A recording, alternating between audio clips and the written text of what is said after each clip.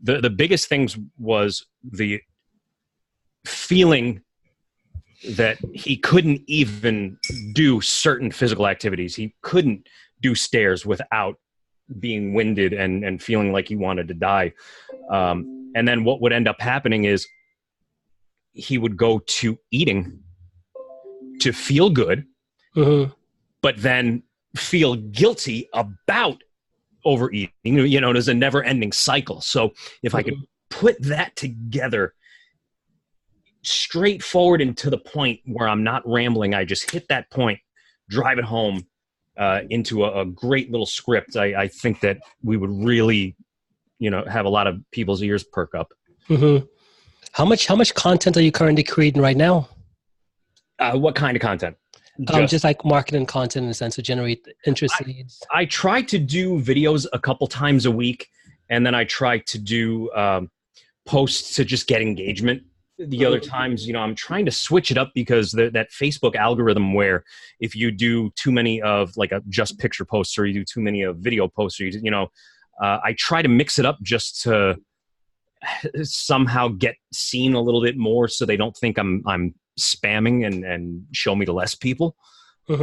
So that's kind of what I'm doing now. For the past couple of days, I've really just been focusing on getting these 2 landing pages done and focusing on getting that video done so that we could just promote to a whole new audience. Yeah, perfect. What let me see. Where are you at with that video right now? Right now, I could record it as long as you think the message is okay.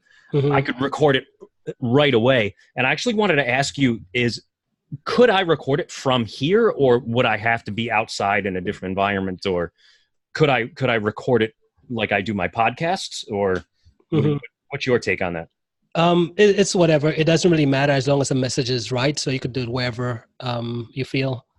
Because what I was thinking, if you think it's a good idea, I was thinking about doing, you know, just that one major pain point, and then following it up with maybe 30 seconds to a minute of testimonials.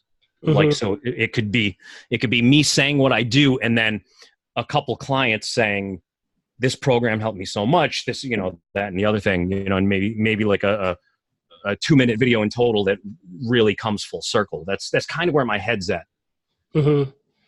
Okay. Yeah, we could do that. With your videos that you shoot right now, what do you do? Where do you post them? Usually Facebook, Instagram.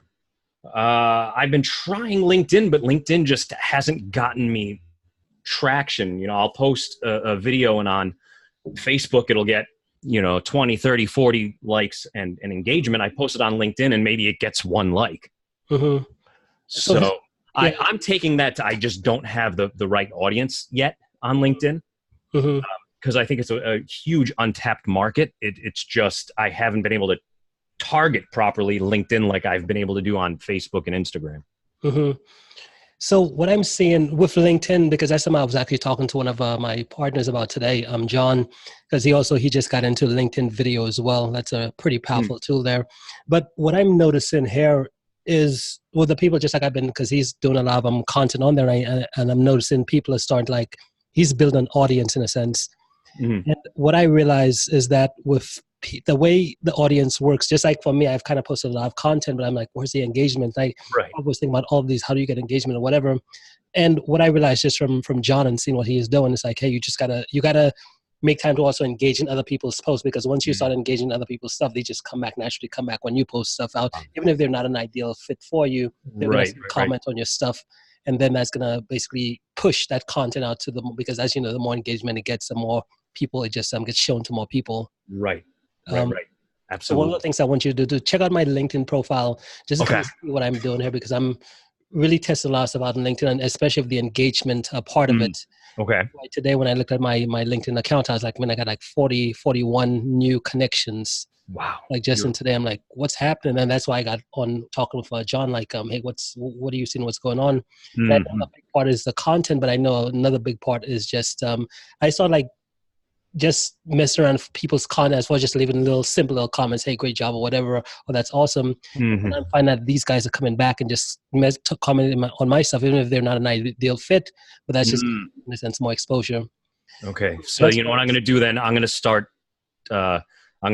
just making time to just engage on other people's posts in LinkedIn. I think that's what I'll do each day. I would say just block out some time away.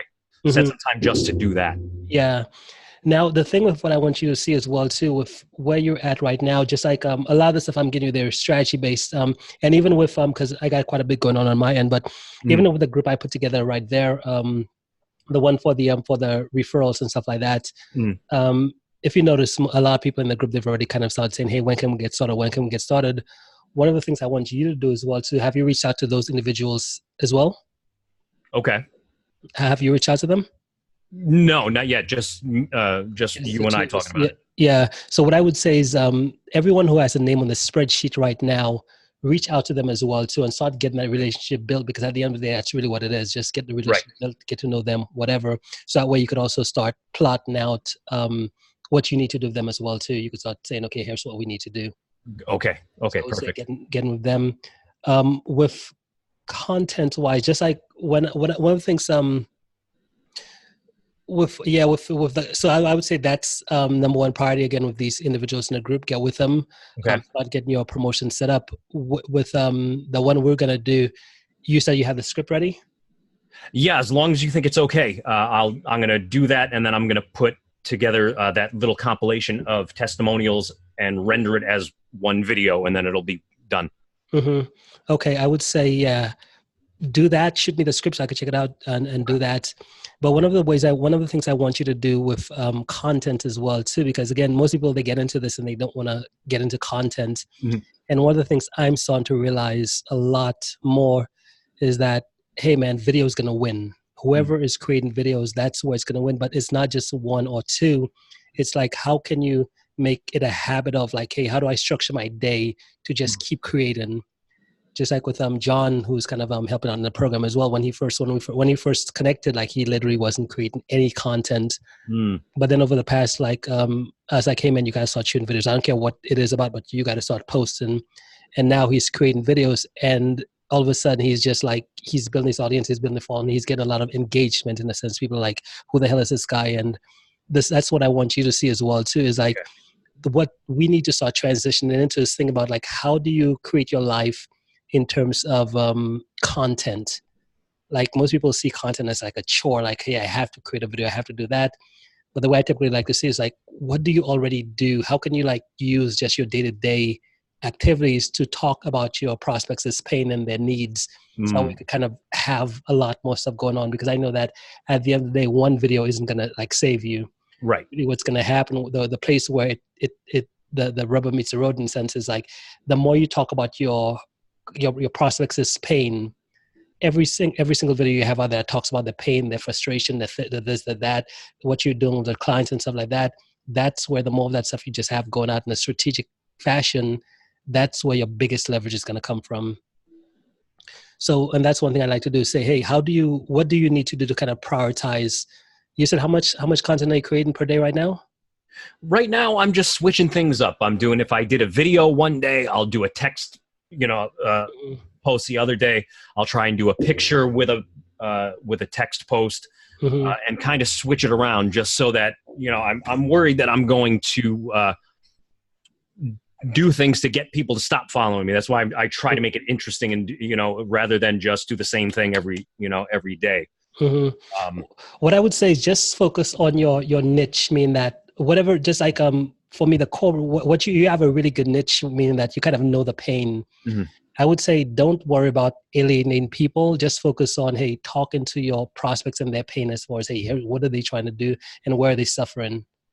Okay.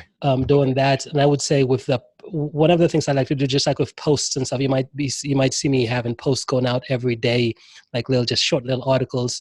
And for me, what I try to do with those things, when it comes to content, I try to figure out how do I batch these things. Like it might take me maybe 2 hours or maybe even 1 hour or maybe half an hour to just do a quick bit of research, just get some really content, just put it in a Trello or something and get an image and just put it together. Okay. So I create like maybe 50 or something of those in like a day. So I was just like sitting, waiting to just be posted every single day. Right. Right. So that's one of the content, the videos. I always like to prioritize videos. I mean that if I have to choose between creating content, what type, I would always say, hey, do video, because I know if you could create video, they could always transcribe it pretty easily. Right. Right. Yeah, and I have no problem getting in front of the camera. That's Yeah. yeah. I don't think I come across as somebody that's camera shy. So I have no no problem getting in Uh, front of the camera. okay. So what's your game plan? What is your current game plan right now? What are you using this for? Because one of the things I've known is that to succeed in business, you really need like some type of set structure, some type of set system in that every single week is like a block of time. It's like, hey, during the week, what's happening? So what would you say is your current structure right now? Well, the current structure right now is to finish these funnels so that I could start building an email list. That's really the priority of the week, because I think that a lot of people buy over emails, and I think that when you have a really small list, I think you're really hurting yourself. Mm-hmm. And just like you said, we can't really post this referral video if I don't have a landing page to send somebody to. Mm-hmm. So that's my priority for this week is getting the landing pages done, so that when the video comes out, we send them to the funnel, we get their email address. If we have to give them one of the free giveaways that you and I were talking about, that's cool too. Whatever incentive we can get them to check it out. And so that's I would say would be, rather than looking 5 steps ahead, I want to get that finished over the next day or two, and have something solid, have something tangible to throw out there. Why haven't you? Why aren't you creating content every day? In terms of video content? Uh-huh. Because I thought people were getting tired of seeing me, because I was getting less and less engagement when I was doing videos every day. That's why I started switching up with posts, text posts, a picture to try and get engagement. That's why it kind of, maybe it was just me, maybe it was a holiday week, maybe whatever it was. But I just kind of felt like people were getting tired of saying, oh, another video from T. Nah, I wouldn't think about it that way. Okay. I would say, as far as like, you need some type of video content, I would challenge you to say, how do you prioritize, like, before you do anything else, like, how do you prioritize creating a video every single day? No, well, then again, it doesn't have to be every single day. I just want you to be able to have a piece of content, a video content going out every day. Right. Because if you notice, most of these guys who are posting on social media, they don't just post one thing. It's like, because the whole way this thing works is like, you got to get yourself out there. Right. You know that the only momentum we build, although a lot of people, they're against content creation. And for me, I used to be against it. But now I see how, man, at the end of the day, no one is going to sell your stuff for you. Right. The only person that wins, the person that wins is a person who has more messages out there. Doesn't matter what anyone tells you. Even if you watch all the guys who were in the Facebook ads and say, hey, this is the thing, don't listen to what they say. Watch what they were doing. Right. And I know that for you, yeah, I would say video, just make it a habit. Like, figure, and again, you might have to come up with your own process. Just like, for me, I go through different phases. Maybe I might say, okay, I'll shoot one video a day, and just do that. Just structure, okay, how do I need to set my time to just shoot one video a day? But then there's other times where I say, I'm going to batch create like maybe 20 videos. And when I think about that, I might say I want one day to just create 20 videos. And then I might say, okay, well, I don't want it to look like I shot the same video on the same day or whatever. So I might change locations, I might change the shirt, change outfits, do something different. That way I have that thing going out, because I know if you could have that, the way video, and especially once you know who you're talking to. Right. Because with most of the people who sign up for my programs and stuff like that, it's like they've just watched the video, but and most of the time, sometimes we don't get any results from the videos. But I know that people watch it. They might not be watching the full thing, but they're watching a piece there, a piece there, a piece there, and the more so that goes out, they'll in a sense jump on the bandwagon. But something I want you to do is figure out, how do you create something every single day? How do you create a piece of video every single day? Because like you said, you work out, you do this, you do that. Right. And well, that's my brain is kind of swirling right now. And I'm almost thinking about, every single morning on the way to one of my gym sessions, setting up, the GoPro with the suction cup on the window, and talk about a pain point on the way to the gym, talk about, hey, you know what? I woke up this morning feeling absolutely horrible, and it would have been so easy for me to say, F this. but I'm here, and just maybe because that'll force me every single day. I know that every single morning I have a gym routine. Every single morning I got to drive myself to the gym. So if I have a camera staring at me while I'm driving to the gym, there's no excuse to not just hit the button and create a minute or two of content every single day. Yeah. And then just see, see how it goes. And then at least I'll have a different outfit every single day, and I'll have, be in a different mood, different environment. But it'll be the same, and it'll kind of, I don't want to say force, because, I want it to flow, but it'll give me no excuse to not have a piece of content. Yeah. And so I'm going to try that starting tomorrow. Well, don't try. You just got to do it. You just got to do it, because what we want to do is we want to be our message. Like, who you're, and that's one thing I started learning with what we do here. It's people want to be taken on a journey. The way most people end up buying stuff nowadays, especially with social media, is they build this relationship with you to where they feel like they know you and they know what your life is about. They know what you're about. And it's more about the progress that you're making. Like, what's your journey? Like, they want to be with you while you're going through your journey. Right. So just like, the core of your business is helping individuals, in a sense, lose weight. Like, you want to kind of, all the content you create now is saying, okay, here's who you are and here's what you're about. And use every single instance to say, hey, let me record a video for that niche at my marketplace, who they're going to be out there. Because at the end of the day, there's two places in this industry. There's the people who create content, and there's the consumers. And what I found is that if you really want to get that unfair advantage, you got to pretty quickly shift away from watching people's content and saying, how do I start creating? Because once you do that, granted that with the engagement, what I found with the engagement is like, once you just comment on other people's stuff and just show people other people love, they'll just come back naturally to your stuff. And then even if they're not an ideal fit, they're going to be there. They're just going to engage in your stuff because you're engaged in theirs. And all of a sudden, it keeps growing. And then more people see you by default. Exactly. Because I was talking to my friend John, and like I said, he just started creating content like about maybe 2 weeks ago. And he just started creating these little things, giving people shout outs, just taking every opportunity just to create something. And I would say, even if you find any influencers out there too, just creating a short piece of content, giving them a shout out, saying, hey, here's what I learned from this person or whatever, and just tag them on LinkedIn. I found LinkedIn's the best place. And then they'll kind of be like, holy crap. And then they'll kind of comment on your stuff. That's brilliant. You're getting a lot more exposure. That's brilliant. Absolutely. Yeah. Well, you know what? I'm going to hold myself accountable.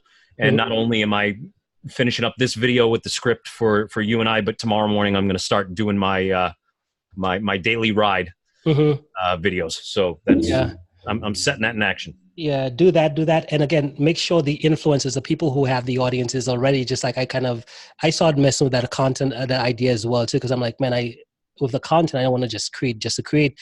But what I find is that the best way to get someone to watch your content is to create a piece of content about them. And then once you create it, tag them in it and say, hey, here's something I learned from this guy. And all of a sudden someone else is watching your content. And it kind of happened to me. I'm like, yesterday, actually, someone kind of said, hey, they create a piece of content that had nothing to do with me, but then they tagged me saying, here are people I want to collaborate with. Once they did that, I found myself, I had all this stuff to do, but I said, I got to make time to watch this. Let's see what this is about. Right. But that's how you get find people who are, again, at the next level, like figuring out, okay, who else do I want? Just like for me, when I create content on LinkedIn, I think like who has an audience or who has like a following of at least 20,000 people. And once I find these, because I realize, okay, if they have that big of a following, if I create something that includes them, that will be shown to the audience as well. So, and even if they engage in it as well too, that's even better, because now the audience is going to come engage with my stuff as well too. Right. So if you could make that a habit, make that a habit of saying, take some time. And what I did for myself was I made a spreadsheet. I said, okay, who are all the influencers on LinkedIn there? Who's the ones who are creating content? Because I know if they're already creating content, if I give them a shout out, possibly when they create their own stuff too, they'll give me a shout out as well too. But I just go first. I create a list of all of them. And I said every single day, let me just maybe either comment on one of this stuff or whatever, or maybe just get a quick watch, a little video, not sitting and binge watching this stuff, but watching the video, and then saying, okay, how do I create a piece of that video? But I'm not going from a place of, let me go just create my content, but saying, hey, here's what I learned from this specific person. I can kind of apply it, and shout out to him for sharing this with me. Perfect. Absolutely. So now I kind of gave you quite a bit of things, but what I want you to do is just figure out a good game plan for yourself. Okay. As far as knowing your current priorities right now, I would say prioritize. Something has to be created every single day. Doesn't matter how busy you are, you got to prioritize getting for that camera, getting something out, spitting something out. It doesn't matter what it is. Even if I like the video you did where you said, hey guys, I'm in my car and I didn't feel like going to the gym or whatever, but I'm here and I made the commitment and I'm doing that. Right.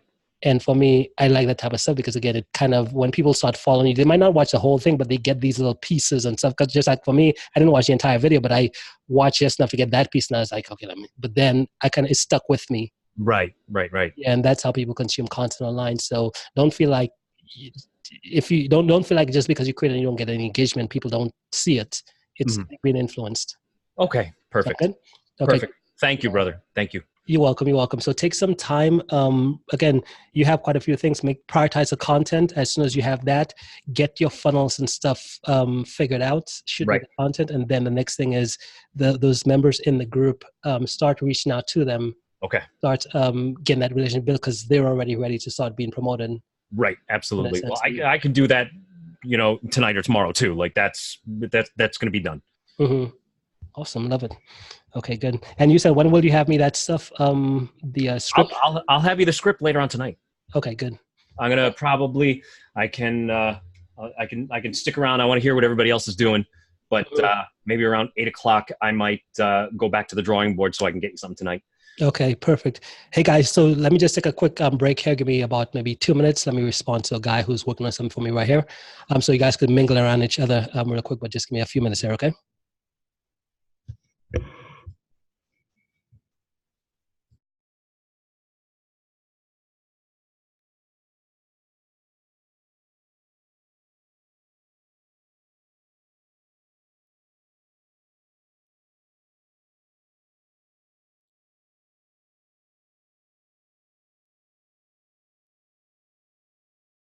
All right, don't everyone talk at once. Hey, T. How are you? I'm good. Hey, listen, I was thinking about you the other day. You were saying that you have a podcast. Yes, I do. Because I have a friend who has just opened up a retreat center on the Chilcotin Plateau in British Columbia, which is remote and in nature and stunningly gorgeous. She has a huge log cabin. And I was thinking she might be someone that you might want to talk to about retreats, because you might want to do a fitness retreat there next year. It's stunningly beautiful. It's called the Crooked Tail Retreat Center. Okay. And I know she's looking for people, but she's not. She's just dealing with getting everything set up in this place and setting up a store, because where she lives, there's no store. The closest store is 3.5 hours away. Wow. Yeah, it's remote. Yeah. It's very remote. But it's in the most stunningly beautiful part of Canada. And if you go to her website, you'll see. But I was thinking you should have a conversation with her, because she's into doing retreats, and she's a Reiki master. She wants me to be on call a couple of weeks of the summer to do meditation and energy work. And I'm going to go up there in September for 4 or 5 days just to decompress, because this cancer thing is craziness. But I was thinking you might want to have a chat with her, because she's. Oh, definitely check it out.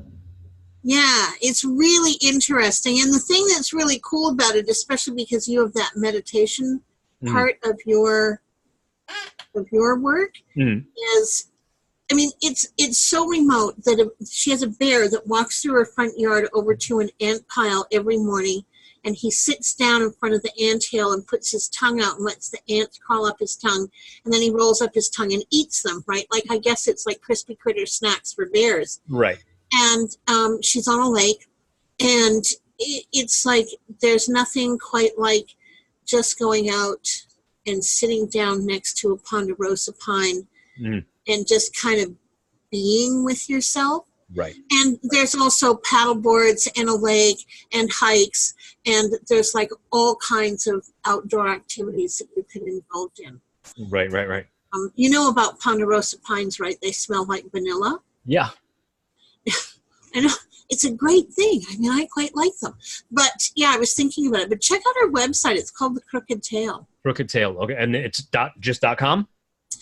Yeah, I believe it is. Let me just look. Maybe I can get the link. And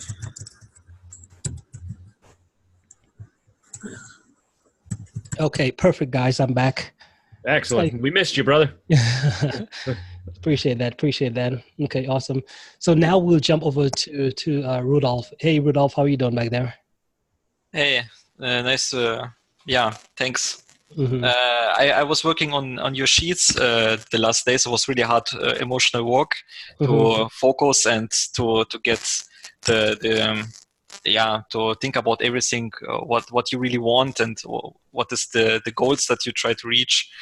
And yes, I sent you the sheets, so I'm excited about your feedback Mm-hmm. and Okay. the next steps. Yeah, perfect. Okay, so I haven't really had a chance to go over the sheets yet. But as far as your niche, I do remember what we talked about last time. So what did you decide with your niche right now?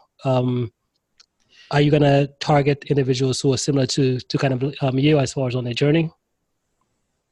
What you mean? What I have decided?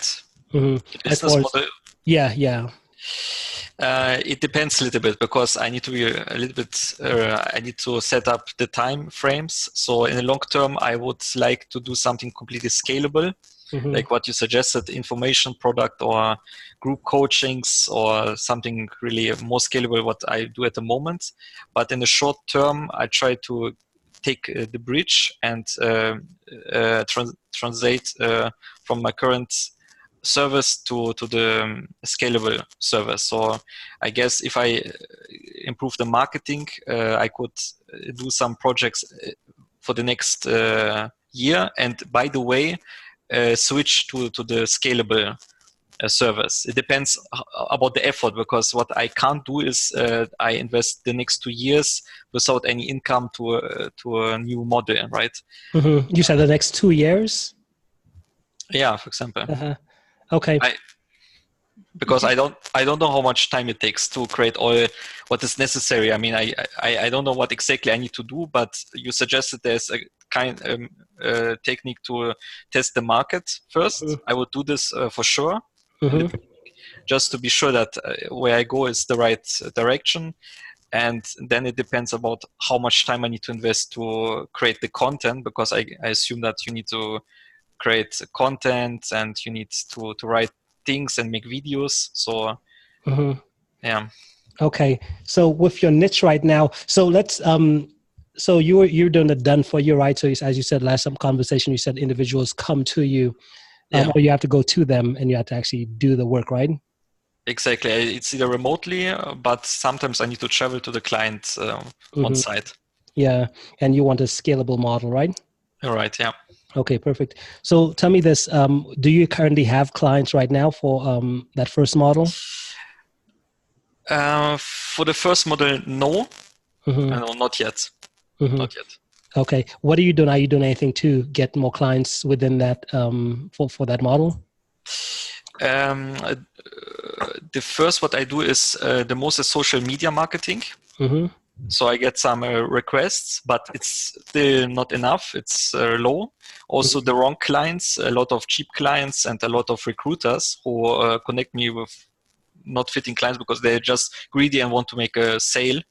And also I can't negotiate any prices with them because they have restrictions. So it's difficult. You need directly to speak with decision makers and to speak. And I don't get enough requests from decision makers directly.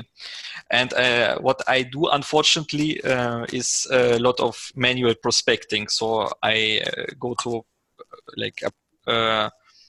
applications and apply to those applications or ads from companies who search certain positions or consultants.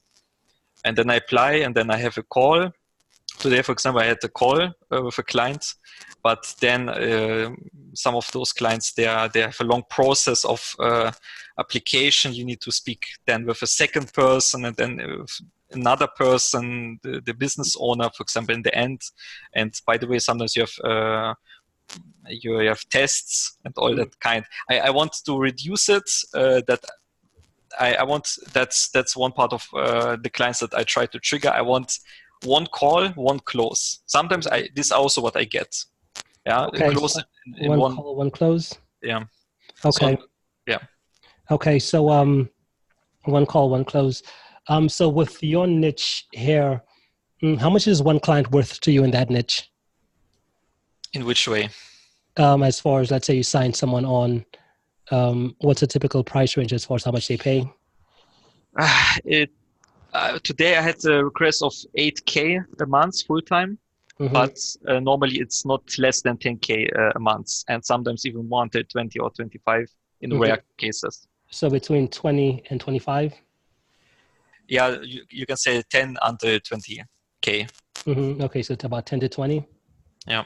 Okay, 10K to 20K. Okay.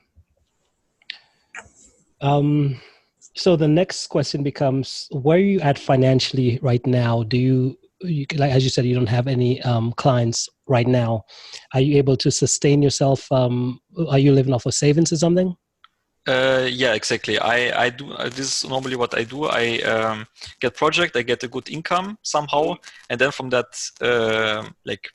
income, I take time to do marketing and prospecting, or set up something, or try new things. Try to educate myself, buy packages, get sometimes a little bit coaching, and like that. So it's like a wave, you get something, and then from that you need to exist. Yeah. Okay. So, and the shift, because again, with your model, that's just what it is. Again, the client is worth good money to you, but you kind of see the hurdles, the hassle as far as what you got to do to get them, the proposals, the 5 calls or whatever, the talking to this many people, and that's not a decision maker. This person is, but you can't get to them, and all of those different things, right? Yeah.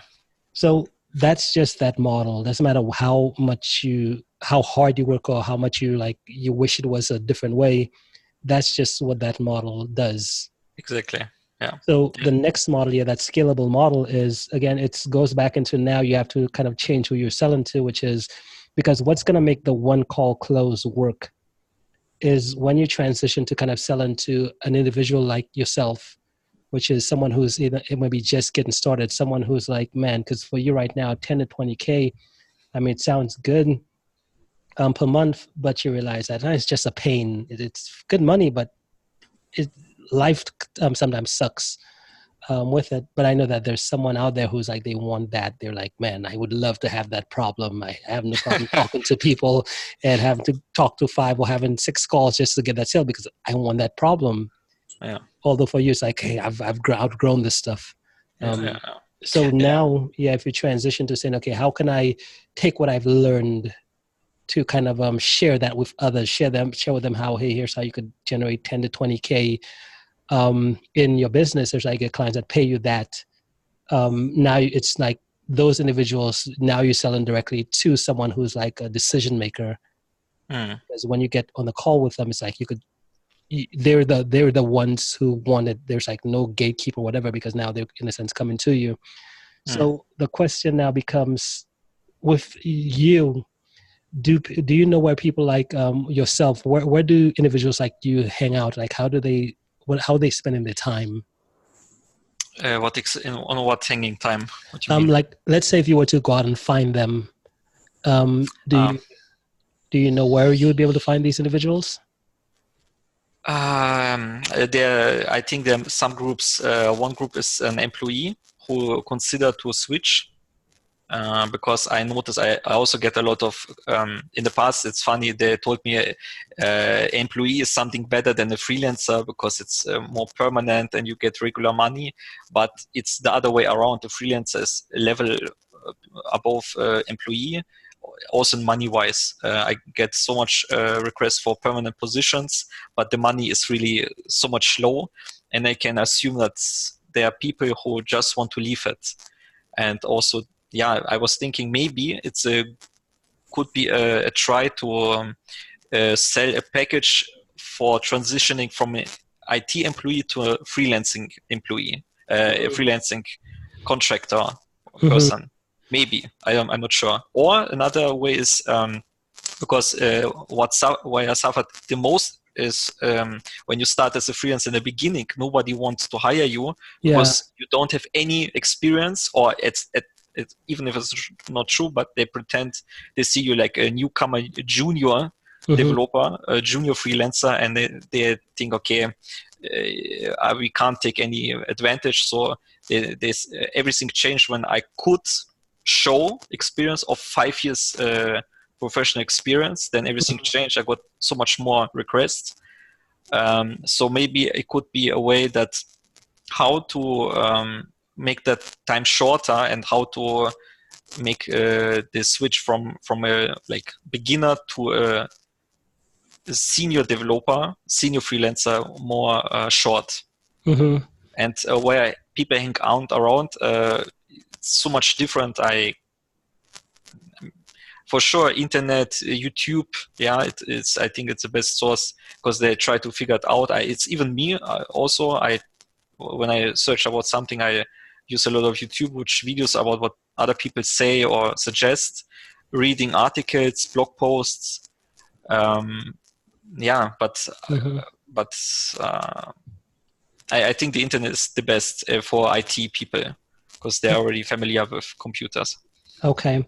So you said that 2 segments of the marketplace are individuals who they're still like employees, and they're thinking about, okay, there might be a possibility that they could leave and become a freelancer.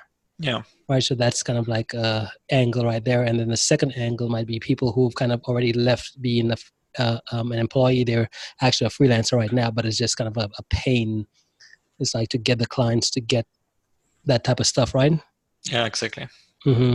Okay. So which one would be, because now the next thing, and that's why whenever it comes to targeting a niche, I like to figure out before I go out and try to figure out what to sell or any of that type of stuff or what to offer. I'm always like, hey, okay, let's make it easy and let's make sure, because it's just like you said, you want a one-call close. You don't want to go out and have to talk to 15 or 20 different people to get a sale. You want to figure out, okay, how do I, when I find the right person, I can just have one conversation with them and then they close.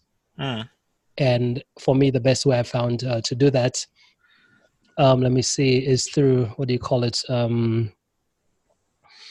Through having, through targeting the right niche in a sense, finding those people. So the next question becomes, where do these individuals, what would you say, are there any, the better question is, which of those do you think would be easier to find? Someone who's still at the job and trying to figure it out, or someone who's already get started? I think who already started, it's better because they have more courage. The employee is too much comfortable, scared. That's the reason he's employee actually, right? He feels comfortable, and I'm not sure. I don't know the market in every aspect. I don't know how much people exist in that. For sure, there are many who try to leave their job. But I think maybe someone who already left and he's already freelance and he is more usual to take responsibility for himself. I guess he searched more than an employee. Yeah, perfect. And that's another thing I noticed as well too, especially with someone who's already started the business. They're like all in, and now it's literally up to them they got to figure it out in a sense. Yeah, exactly. Kind of have that responsibility. Okay. So now the next question becomes, the next thing I want you to start doing now is to start trying to figure out where are these individuals hanging out. Meaning that if you could target specific Facebook groups, specific LinkedIn groups, or maybe even their LinkedIn profiles, what do they have on there? And just starting to try to see, okay, how easy it is just based on right now, how easy would it be to find them, whether it's like going to these YouTubers channels, people who already kind of give them the information and seeing, do these guys have like a Facebook group? Do they have some type of like place, the holding area where they're bringing people back to? Because if we could figure that out, then we're like seeing, okay, is it going to be easy or difficult to now if we do decide, okay, this makes sense, let's start building a business around that. We definitely want to make sure, hey, either someone else has an audience or people are building an audience in that realm. So I would say that would be the next step. Yeah, just figuring out every single avenue, every single place where there's traffic, like everyone, either someone else who's selling to them, someone who's creating content, some Facebook groups, some LinkedIn groups, and just seeing even Upwork and sites like that, freelancing sites, just to kind of figure out, okay, where are these guys? Yeah, exactly. So something Upwork is a good place. Mm-hmm. All freelance pages, especially for me, it's LinkedIn and a little bit Facebook, not too much. And but yeah, all platforms where freelancers seek projects or recruiters could be also a connection to a certain way. They could be made a partnership between in the future. Could be just an idea. And what I should do with, for example, Upwork, should I post something there, or what's the? I've tested out using Upwork to try to figure out how do you do it, but I wouldn't. It's just like a. No, we wouldn't mess with Upwork. There's a few things strategies, but I think it's a little bit too advanced. We won't mess with that right now. But for you, just what I want you to do is just find out, every single avenue, every single approach where these individuals are hanging out. And the people who sell to them as well, to figure out, just like I was selling that tea. I noticed one of my friends, John, what he did, like some influencer, some person who has like a LinkedIn audience of like 140,000 people. All he did was he just said something really nice about them. He did a little bit of research and said, hey, here's this person, here's what they do, here's how they help. And he did that for them. And all of a sudden now they're like coming back to his stuff, commenting on everything he does now. It's like they're part of his audience now. But what that did is it gave him access to that influencer's audience as well. So what I want you to do is, just try to find out, just like for yourself who you are, where you are in your business, and try to figure out, well, I know where I'm at right now. Who else is trying to sell me something? Like, who's trying to sell me that they could help me? Try to find these experts in a sense. And once you do, just put all their names in a spreadsheet so we could kind of see, okay, if we could, because the whole goal, all we're really trying to do here is get that audience. We're trying to figure out who has the audience that we could tap into, because if we just try to do it one-on-one, it's going to be pretty slow. Okay, for example, one part of the audience is on Upwork. What I should do with Upwork? There's nothing we really can do with Upwork right now. Because one of the things I have tested out, I have a few team members test out, because when I thought about, okay, there's individuals looking for work on Upwork, what if you ran an opt-in page or landing page to them? It doesn't work. It really doesn't. Upwork will flag it, and it'll the post won't get approved and stuff like that. But really, we can't do anything with Upwork yet. I just try to understand more what exactly I need to do. You said I need to find out where is my audience, but then you mentioned Upwork. Okay, LinkedIn is awesome. Yeah, don't do anything with Upwork. Scratch Upwork. What I want you to do is just, first of all, number one, find experts. Who else is selling? Just like you said, when you were starting, you went to certain people's YouTube channels, you got information and stuff like that. So figure out, okay, who are all these guys teaching? Find their name, put their name in a spreadsheet. Okay, so you mean people who sell to young freelancers, right? Yeah. People who sell to people like you, who think about when you were just getting started, and the people who sold you or who kind of educated you. The point is, nobody educated me because I figured everything out alone by teaching myself. Yeah, well, there's somebody out there teaching, right? So although you educate yourself, if you do some research, I'm sure if you go on YouTube and you type something in, there's going to be some type of person coming back. It might not be specifically, but there would be someone coming back, right? Can I ask a question, by the way? Oh, sure. I think the world split into poor and rich more and more. So the decision that you need to make is: do you serve the poor markets, the cheap markets? It's of course it's possible to make money with that, or do you serve the rich market? So my question is: do you think that a young freelancer who's just started have enough money to pay in high ticket package, for example, 5K or 3K or something like that, to improve his way? Well, the offer you're going to be making, and we haven't put together your offer yet, but the offer you most likely will be making is getting clients for 10 to 20K, getting clients who pay you 10 to 20K per month. Right? Because in your marketplace, you said that's possible, right? Like having people, you could get a contract literally for 10K to 20K per month. Yeah. Okay, yeah. So only if you're already advanced and old, senior, but not if you're in the beginning.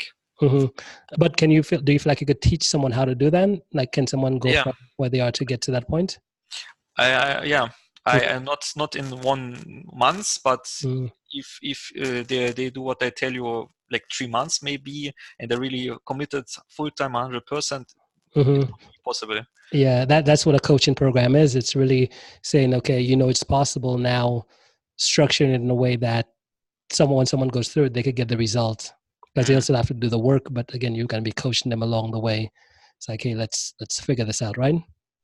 Yeah. So what I don't want you to do right now is think too far ahead again, really, because again, I'll kind of walk you through each step.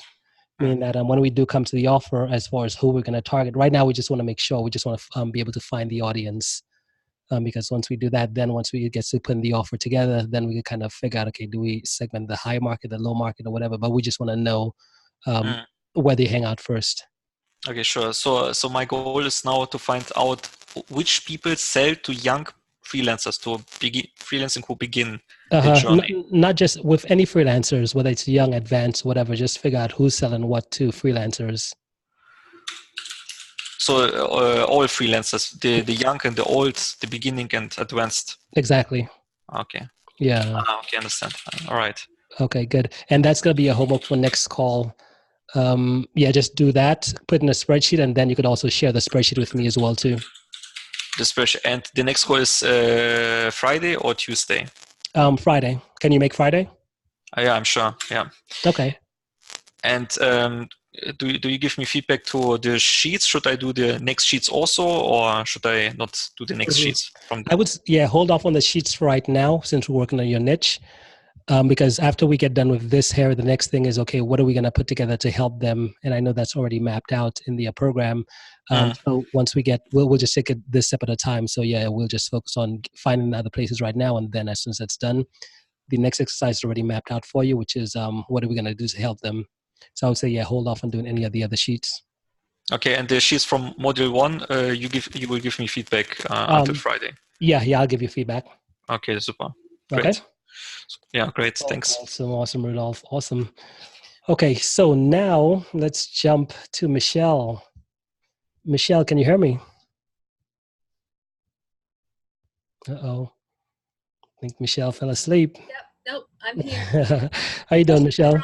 Buttons. How are you doing back there?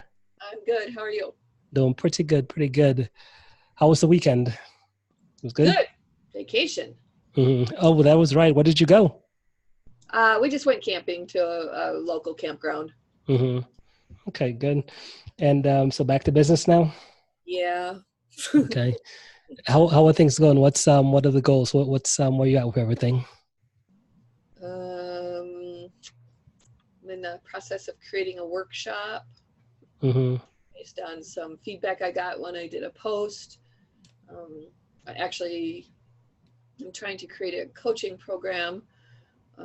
It's really a year-long program, but a lot of people don't want to commit to a year-long right out of the gate until they kind of get a feel for what you can do with them. So I do have a 6-week program right now with one client enrolled, and now I'm just going to create like a 2.5-hour workshop. Well, what's the workshop for? It's teaching accountants how to get paid to do a file review, so that not only so that they can see what they're dealing with or getting into, to then price ongoing services or a cleanup project. But right now, a lot of them are doing the file review for free, or they're not charging enough.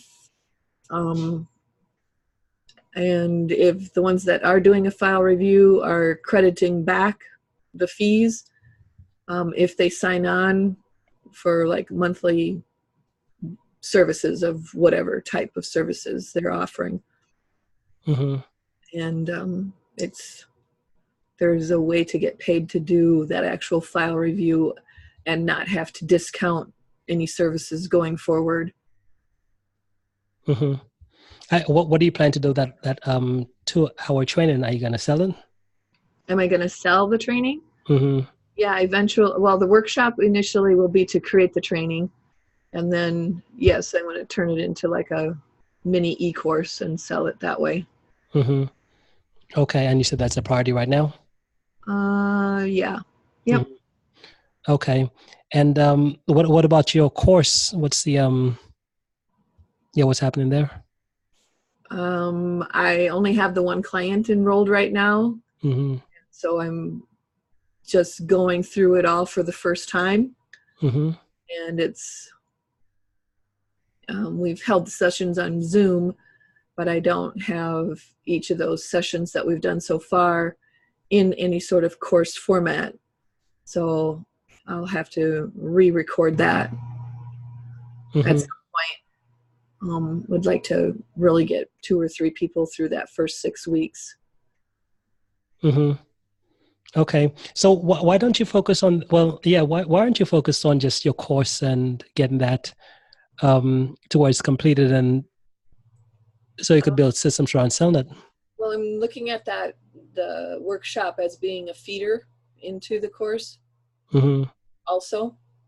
And then eventually that workshop is going to become part of my 12-month program. So it will be a section later down the road. So it can either be sold as a standalone or a feeder into the full-blown course. Mm-hmm. Okay. And you're dead set. How with the workshop, how far along are you with it? As far as what do you mean? Just completing it and having to the point where it's ready to be promoted. I know exactly what I am going to teach. I just don't have it in any sort of format right now. Mm-hmm. Okay. Because last time we talked, the priority was to get your course done, but the workshop came up now. So what are we going to, because again, my whole goal, what I want to do here is just say, hey, we got to bring stuff to completion, because I don't want to have too many open projects. We got to just say, okay, what's the one thing, and just say, hey, screw everything else. There's going to be a lot of different opportunities that come up. Just don't do any of them. Just write them down on a piece of paper. But just let's focus on one, get it done. Once we're done with one, then we can say, okay, let's revisit. Let's look at the list of stuff we said were important, and then see if they're really truly important. So I guess the question now becomes, with everything you're doing right now, do you definitely feel like, if I could just focus on one thing and say, let me just bring this thing to completion, do you feel like that workshop is that thing?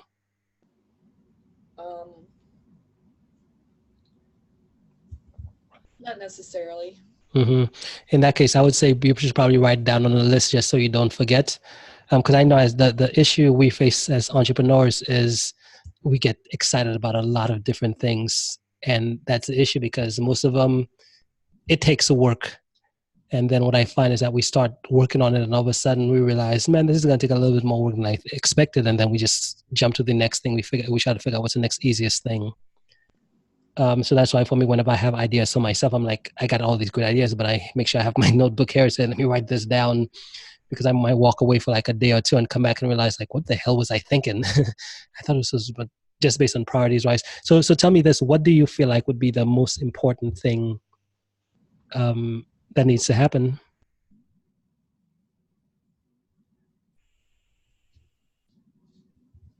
Most important thing that needs to happen with this process that I've been on for too long Mm-hmm. is that I start making some money. Mm-hmm. Okay, so the most important thing that needs to happen is you need to start making money? Yeah. Okay, so what I would say here for you to start making money, again, I know that money comes from skill. Money doesn't come from, you could wish as much as you want to make money. You're not gonna get any, except for, hey, what do you have to sell? and how many offers do you have to sell that thing. Just like I know you kind of have the system for making them, or you have pieces of the system for making money, which is, hey, you got a paying client and you coaching them. And for me, that's the system that needs to be improved. It's like, how do you keep building it to where you could deliver? It doesn't have to be the perfect thing you're delivering right now, but how do you create it so where you could deliver, and delivery is not going to take up a lot of your time. It only takes a certain amount of time. And once you have that slight little delivery, then you could say, okay, how do I now start building a system to get more people in there to where I don't have to invest a lot of my time.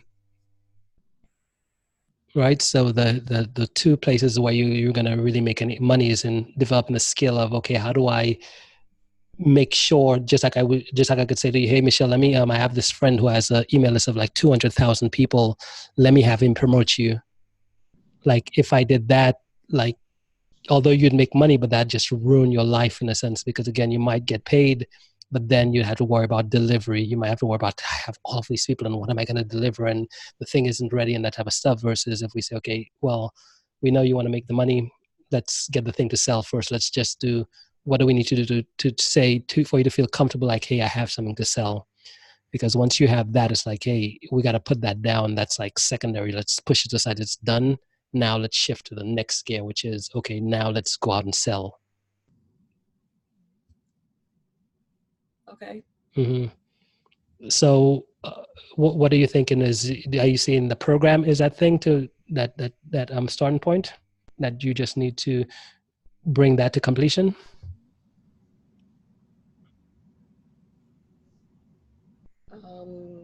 What are you thinking? That would be ideal. Mm-hmm. What's preventing you from being able to do it? I don't know all the moving parts. Mm-hmm. Okay. What parts? Tell me the parts you don't know. Well, I guess not. There's a lot of things we all don't know. What parts do you know that you could do something about?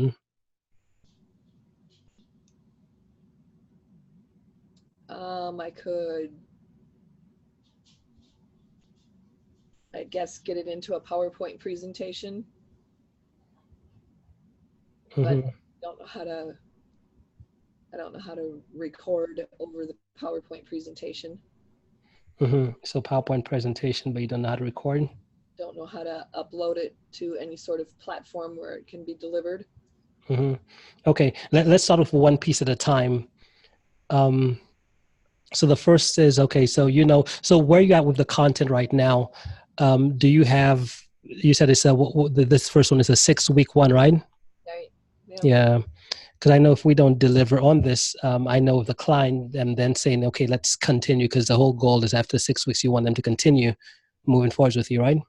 Correct. Yeah. And I know if we don't do a good job here within those initial 6 weeks, we could get to the end and the client just says, well, it was nice, but let's keep in touch. And we definitely do not want that. Right.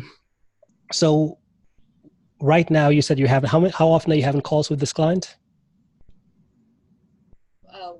Once a week. Mm-hmm, once a week. Okay. And so ultimately it turns out to be what, 6 calls? Yeah. Mm-hmm. It's not good. And what else are you delivering? Any type of thing to them, or is it just you get on the phone and just coach? So far each week they've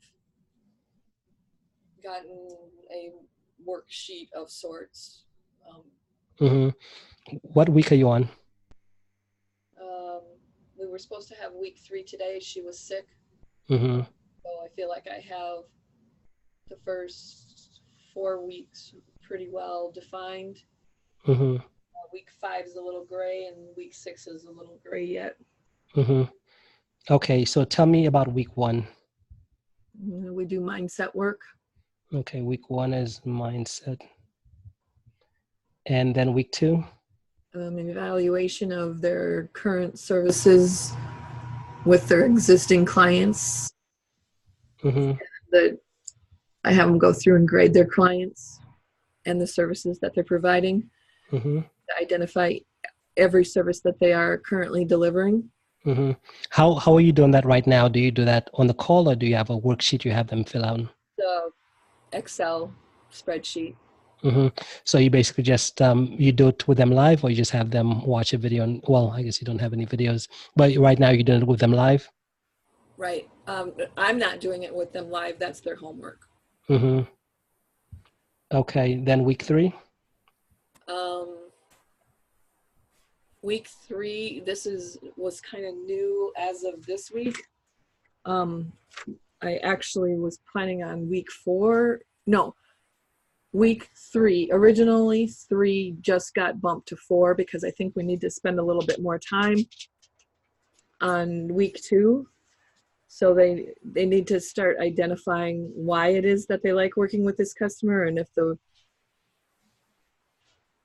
services that they're providing are the services that they want to be providing, so that they can start to develop, I guess I'll call it their offer, and to who they want to be offering it to. Mm-hmm. So there's a process and another additional process related to week 2 that I want them to go through. Mm-hmm. So how do you have this structure right now? How do you have this course structure right now? Do you have it in Word documents? And is just in your head? How do you have it? Okay. So here's what I want you to do. The next step, because I have a process to get this mapped out and get it out of your head. In that free program I have, okay. Module 4. I think it's Module 4, but it's like how to create your high ticket program. Okay. So what I want you to do is I want you to go watch that video and do the exercise in there, because that's going to get your course out of your head. I feel like that's where you're kind of at right now. It's like the goal, because for me, what I want you to see is that, okay, this course, just like with everything you're doing, like there's a way to just have it be, hey, someone could just go watch it and they could get the result without you having to be there, right? Right. Yep. Yeah. So that's why I feel like you need to be right now, because I want you to start thinking, just like I am saying, hey, Michelle, go watch this video, because I knew that when I was thinking about this video, I realized most people, it takes them like so long to put together a high ticket course. They're like taking like literally weeks and months to put together this course. And like, wow, what are you doing? And for me, I said, okay, let me shoot this video. Let me create a video to show someone how they could create their course. They could have the entire thing mapped out within like an hour. Like literally, if they just sat down for an hour, they could have the thing mapped out. They could get it all out of their head, and they could see how the whole thing would work. Because at the end of the day, really what our course is, all it is just us solving every video. Everything we do is just going to solve one specific problem for someone. And we solve enough small problems, it just equates to the big thing.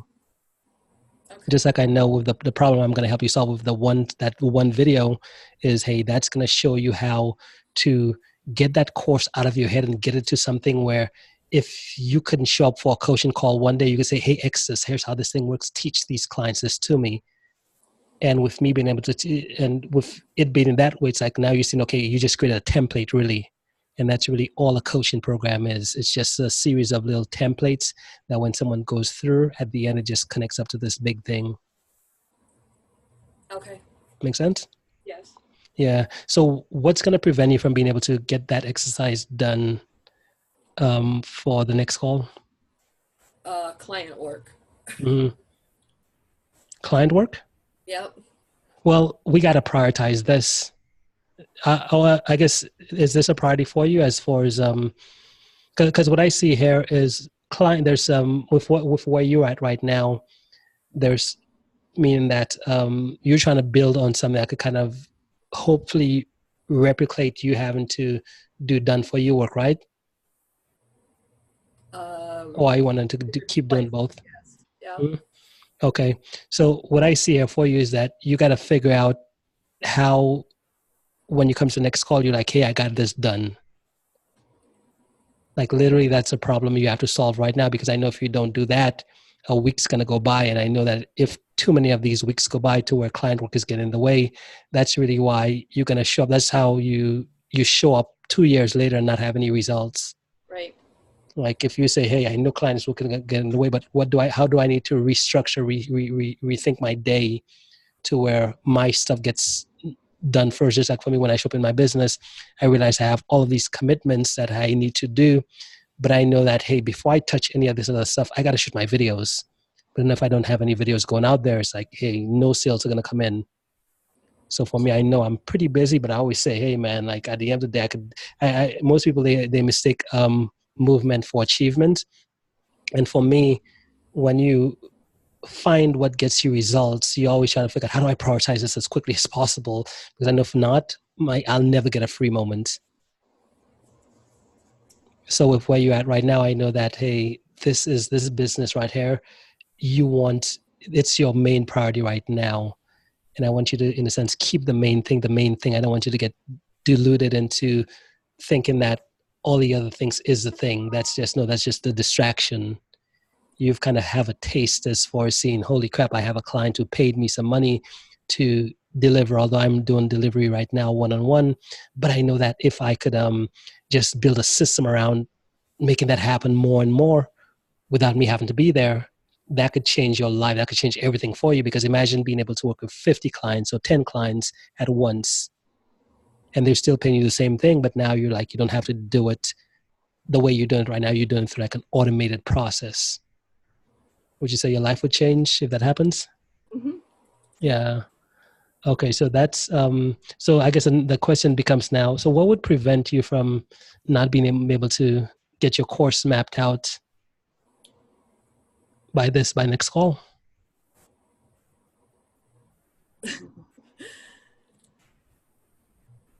Client work, because I've got to get that done. I don't have a choice. They've already paid me for it. Mm-hmm. Well, is client work going to take the entire week, or are you saying you're not going to have any time whatsoever to work on your stuff? I'm actually worried that I don't have enough week left as it is for the client work that I've already committed to. Mm-hmm. Well, here's what I want you to do, Michelle. Can you commit to prioritizing 1 hour a day to work on your business? To say, hey, you know what, screw everything else. Let me just set my 1 hour a day. I'll just put it into my business. And then once it's done, I'll jump into spend the other 23 hours on my client work. Can you do that? Yeah. Again, what I'm really trying to do, Michelle, is hold your feet to the fire. Yep. Again, we got to get this. And for me, my philosophy is no excuses. Like, I believe that that's why we're all getting together. It's because we realize there's something we want to do, but we can't get ourselves to do it. And we know that the only way we get ourselves to do it is say, hey, who can hold me accountable? And one of the things I tell all of my clients is that, hey, for success to happen, like, you got to get out of your comfort zone. Literally, like, you got to get out of your comfort zone. Whatever you're trying to do, it has to be uncomfortable. And what most people try to do is they just try to figure out, how do I get into my comfort zone? And I found that human beings, like, as much as you know that to get different results, you have to go out of your comfort zone. Like, human beings, they're never going to do it. Doesn't matter how much he knows about it, they will never push themselves out of the comfort zone. So that's why I know with these calls, really, that's why I believe that, hey, you got to get into this and you got to be paying something, because again, that's the only thing that's going to force you to say, I really don't want to do this thing, but let me just do it anyways, just because, let me just do it. And it kind of forces you to do it. It's one of those ways, it's one of those secret little tricks to create success. Okay. It's to find people who say, hey, they're always going to force you to do it. And knowing that, well, you know, I just got to do it, because anywhere else, I probably won't do it. But when I get into this little circle here, it's going to force me, and I'm going to just push a little bit harder than I know I possibly can. Okay. Sound good? No. So here's my thing, because again, if you can't hold yourself to that standard, you probably won't be a good fit for the group. I mean, that, because I know everyone here, that's what I'm gonna be here for them. It's like, hey, let's push you out of your comfort zone.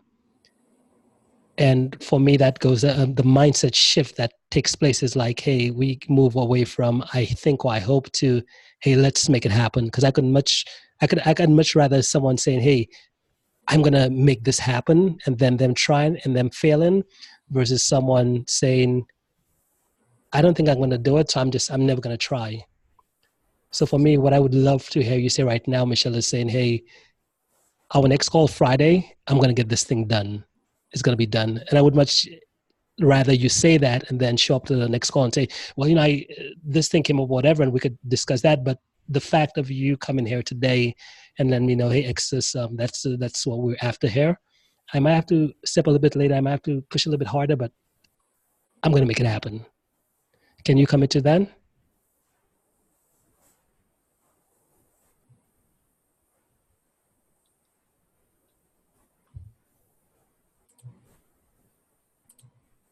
By Friday.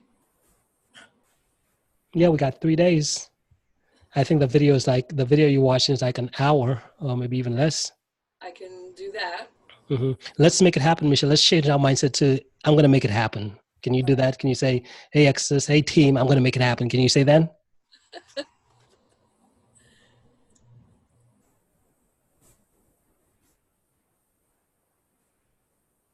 Yeah, we're waiting.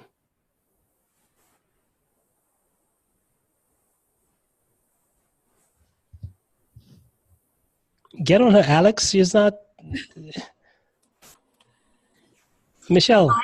Yeah, just get committed.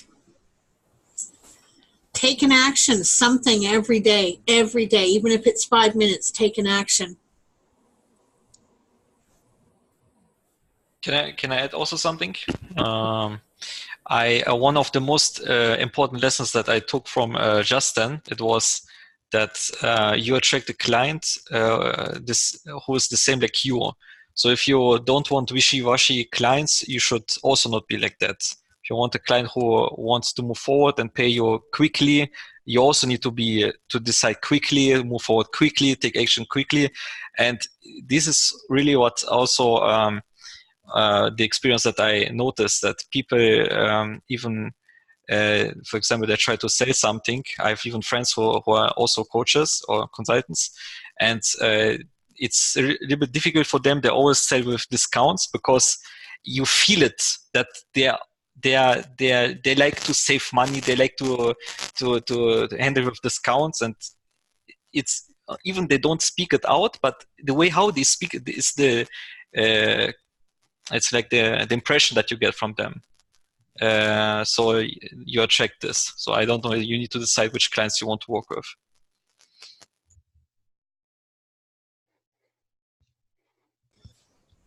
I think that the issue when you're starting out in your business is it's because to make a commitment to do something every day, it isn't that it's doing something every day that's the issue. It's that you might not do it. So sometimes we don't want to commit because we're afraid that we won't be able to meet our commitment. But I think it's really important to look at commitments that you make as your word is your bond, not your word is your bondage. And, it's like sometimes you can commit to doing things and life happens and you don't get to it in quite the manner that you thought you would, but it's still worth making the commitment to yourself to move forward in your business even when it's tough, right? So like next week, I'm probably not going to work a lot on my businesses because I think my son has appointments at the cancer clinic 3 out of the 5 days next week. So we're going to be on the road a lot because we have to travel to another city for that. So I know that, so I'm trying to get a lot done this week, so I'm off the hook a little bit next week. But just look at your word and your commitments as your bond to yourself, and that's all I have to say. Mm-hmm. Okay, awesome. What are your thoughts, Michelle? I would agree with the word is my bond, mm-hmm. and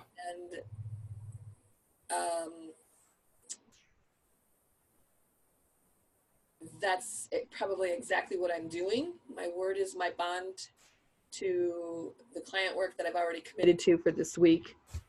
And that I refuse to fail on. Mm-hmm. Okay. So what about this stuff? What about what we're working on here? I would definitely say that this is going to always take a back burner. But isn't that kind of how everybody works on their business versus in their business? Mm-hmm.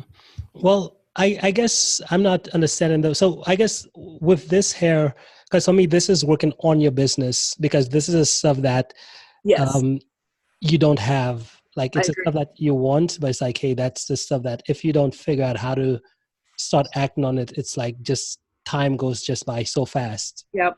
You wake up and realize like, holy crap, nothing happened. I will commit to watching the video, Mm-hmm. module number 4, Mm-hmm. that I can fit in at night. Um, Mm-hmm. and depending from there, I'll try to get well, I don't know what I'm supposed to do after watching that video, so I don't know what I'm committing to, I guess, after, Mm-hmm. other than outlining the 6-week program. Yeah, that's really it. You just watch the video, and again, I show you exactly. I say, hey, step 1, get this hair. Step 2, click on this button. Step 3, do this. Okay. So it's literally, you don't have to figure anything out. Okay. Mm-hmm. Yeah. And again, it's good that you're taking those steps, Michelle, because I know that with what we're doing here, it's some pretty tough work. And I know that it's kind of like with everything else, it's just like a habit. It's like you got to start small, and then you just take a little step at a time. And it might feel uncomfortable, and I know that uncomfortable is good. If you feel like, I don't want to do this, if you feel a resistance, for me, that's exactly what should be happening, because all that means is that transformation is happening. You're becoming, you're growing, you're getting better. You're going to be taking different actions. And as you and I know, different actions is what gives you different results, right? Right. But with you saying that, I kind of, again, we'll be here again. It's okay if things don't go there, but just know that we're here to say, okay, because we all got to push each other the same way we're doing it here for you today. I'm sure over the next couple of days or whatever, you're going to have to do it for someone else. You've got to say, hey, let's push, let's keep going. Okay? Yep. Perfect. Awesome. So that's all I got for you, Michelle. Let's jump over now to Alex. Alex, how are you doing? I'm doing okay, better than yesterday. What happened yesterday? Well, what happened yesterday was it was the first evening for the Meditation Mondays, which is a free program because meditation is so foundational to everything else that I do. Mm-hmm. And so I have a woman that I have called friend for 15 years send me an email saying she wanted to participate. Great. I'm so happy she wanted to participate. And the people, and I've advertised for a week. I have 6 people who have committed to the program. 3 showed up. So I thought, hey, that's not bad. A 50% compliance rate on a 1-week-old offer. Not too bad. But she emailed me in the afternoon telling me that she wasn't going to be able to attend the meeting because she had her own meditation practice and she had studied with many teachers. And so I sent her back an email and said, hey, that's great. Glad you have your own practice. We're always here on Mondays. If you ever want to come, just send me a quick message and I'll give you the link. And, good on you. And thank you for letting me know. And then she emailed back and basically called me a charlatan. And this is a woman I've known for 15 years who I've been nothing but kind and compassionate with. And she had an extremely traumatic upbringing in Chile during the Pinochet years.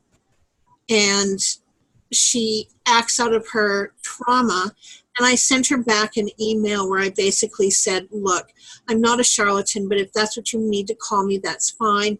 I'm tired of your judgments, and we're not going to be in communication anymore.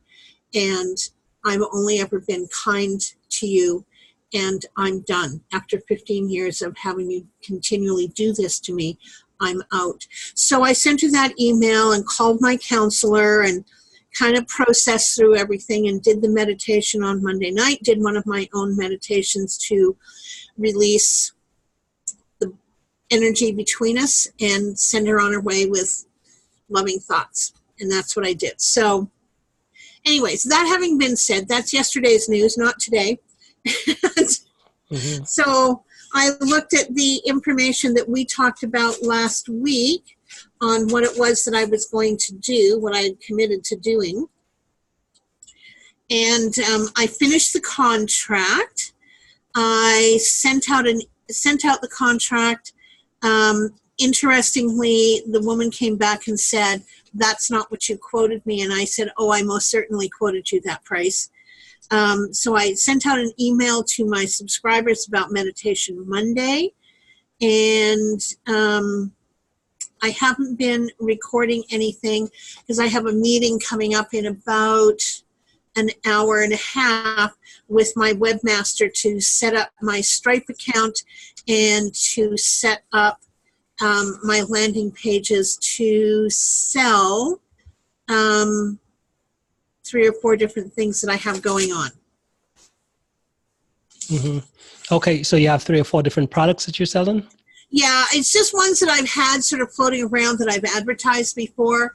They're things that I do on a regular basis, and I'm just going to put them into a more formal thing. So one of them is tarot gallery parties, private readings, and Meditation Mondays, and my Law of Attraction course. So what I'm doing right now is, I also Googled to take a look at event planners in the area that I live in, and I'm going to send out introductory letters to them and make a phone call about the tarot business, because corporate gigs they can make you a lot of money in one night. And I'm also contacting a couple of the larger hair salons in town that I know have private events for their staff during the year. Mm-hmm. And what else am I doing? And what else did I put in there? Yeah, so that's it. So I thought that would be really good. So the event planners, there are 4 of them in the Okanagan, and there's at least 2 salons that I know do big events every year for their staff. Mm-hmm. And I know of one restaurant in town that has a private event for their staff in February, and they're really into sort of the whole metaphysical world. So we'll see. Mm-hmm. Okay. So that's what you have going on right now. What about sales-wise? Do you have... Well, okay, so I had this tarot party booked, which was a $300 ticket this week, Mm-hmm. and she canceled yesterday. Mm-hmm. Was she the one who said she didn't remember you quoting that? Yeah, she, for some reason, she said, we had met, she's my neighbor. She lives across the back alley from me. And we were outside having a chat. And I said to her, no, there's 2 of us. This is a very special event. There's 2 of us this night because I have a friend coming in from Ontario.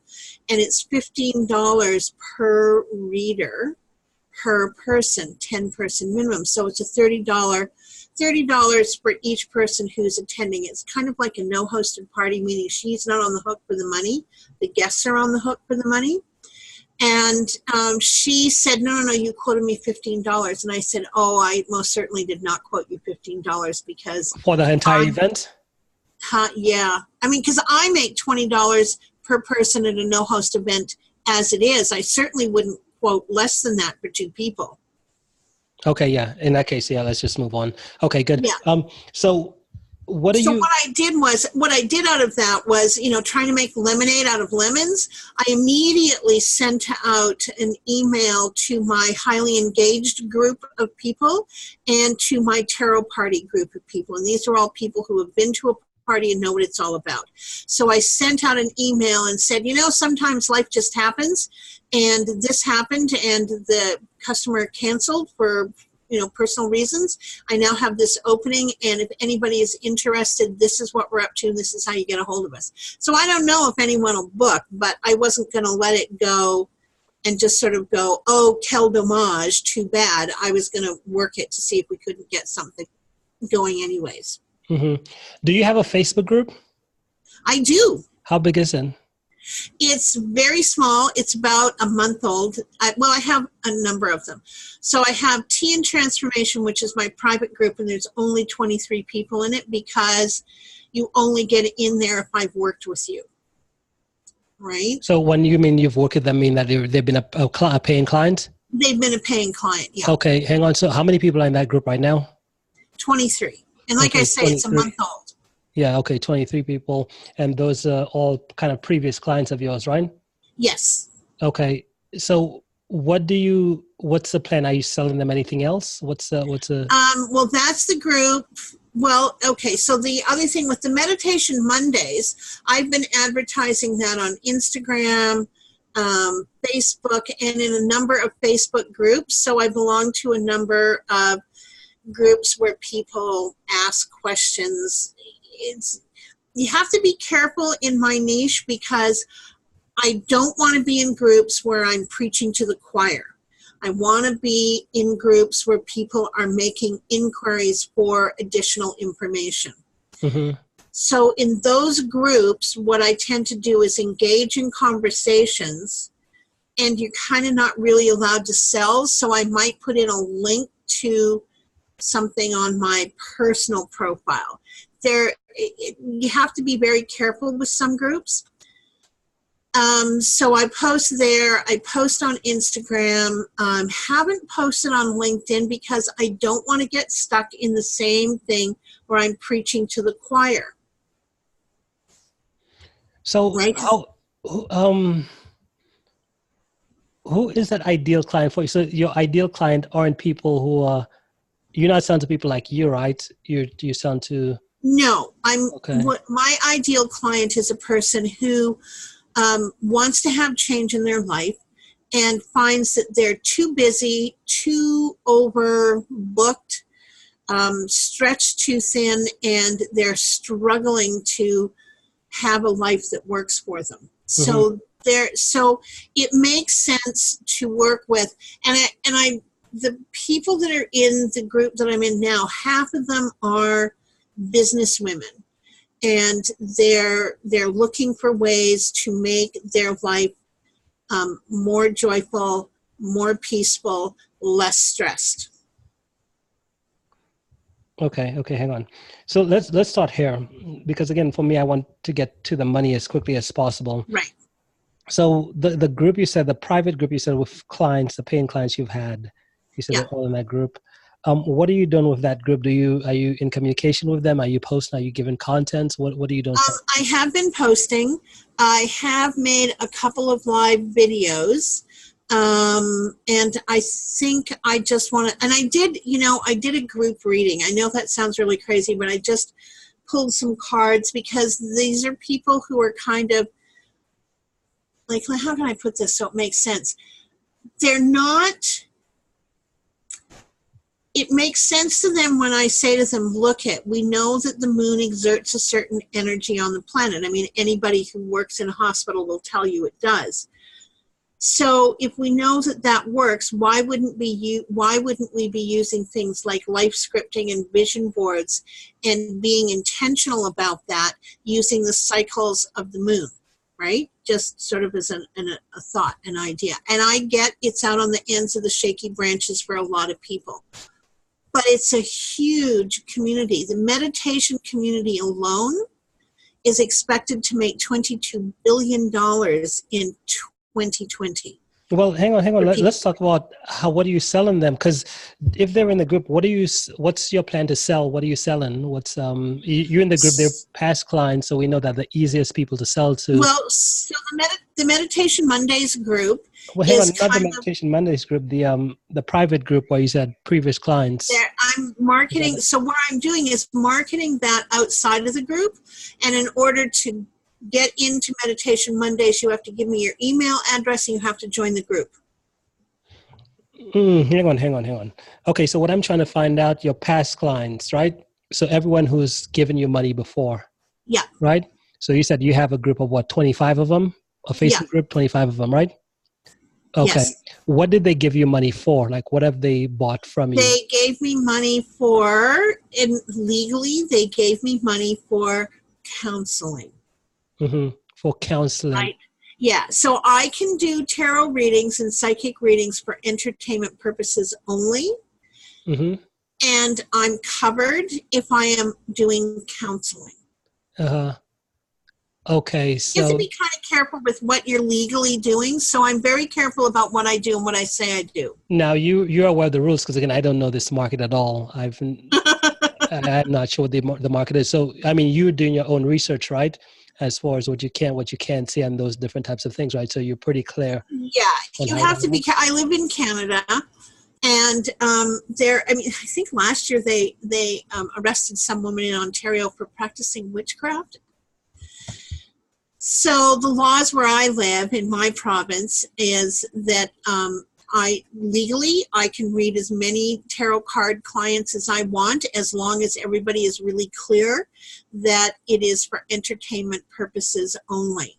Mhm. Now on my website, I do have a disclaimer and I have a code of ethics. And I've been thinking about printing that disclaimer and getting people to sign it before I read for them. Mm-hmm. Okay. So But let's that's, figure out. I'm not too sure. I mean, I know it's a very delicate balance between being hardcore business and understanding that a lot of the work that I do is for people who are feeling like they're in crisis for some reason. Mm-hmm.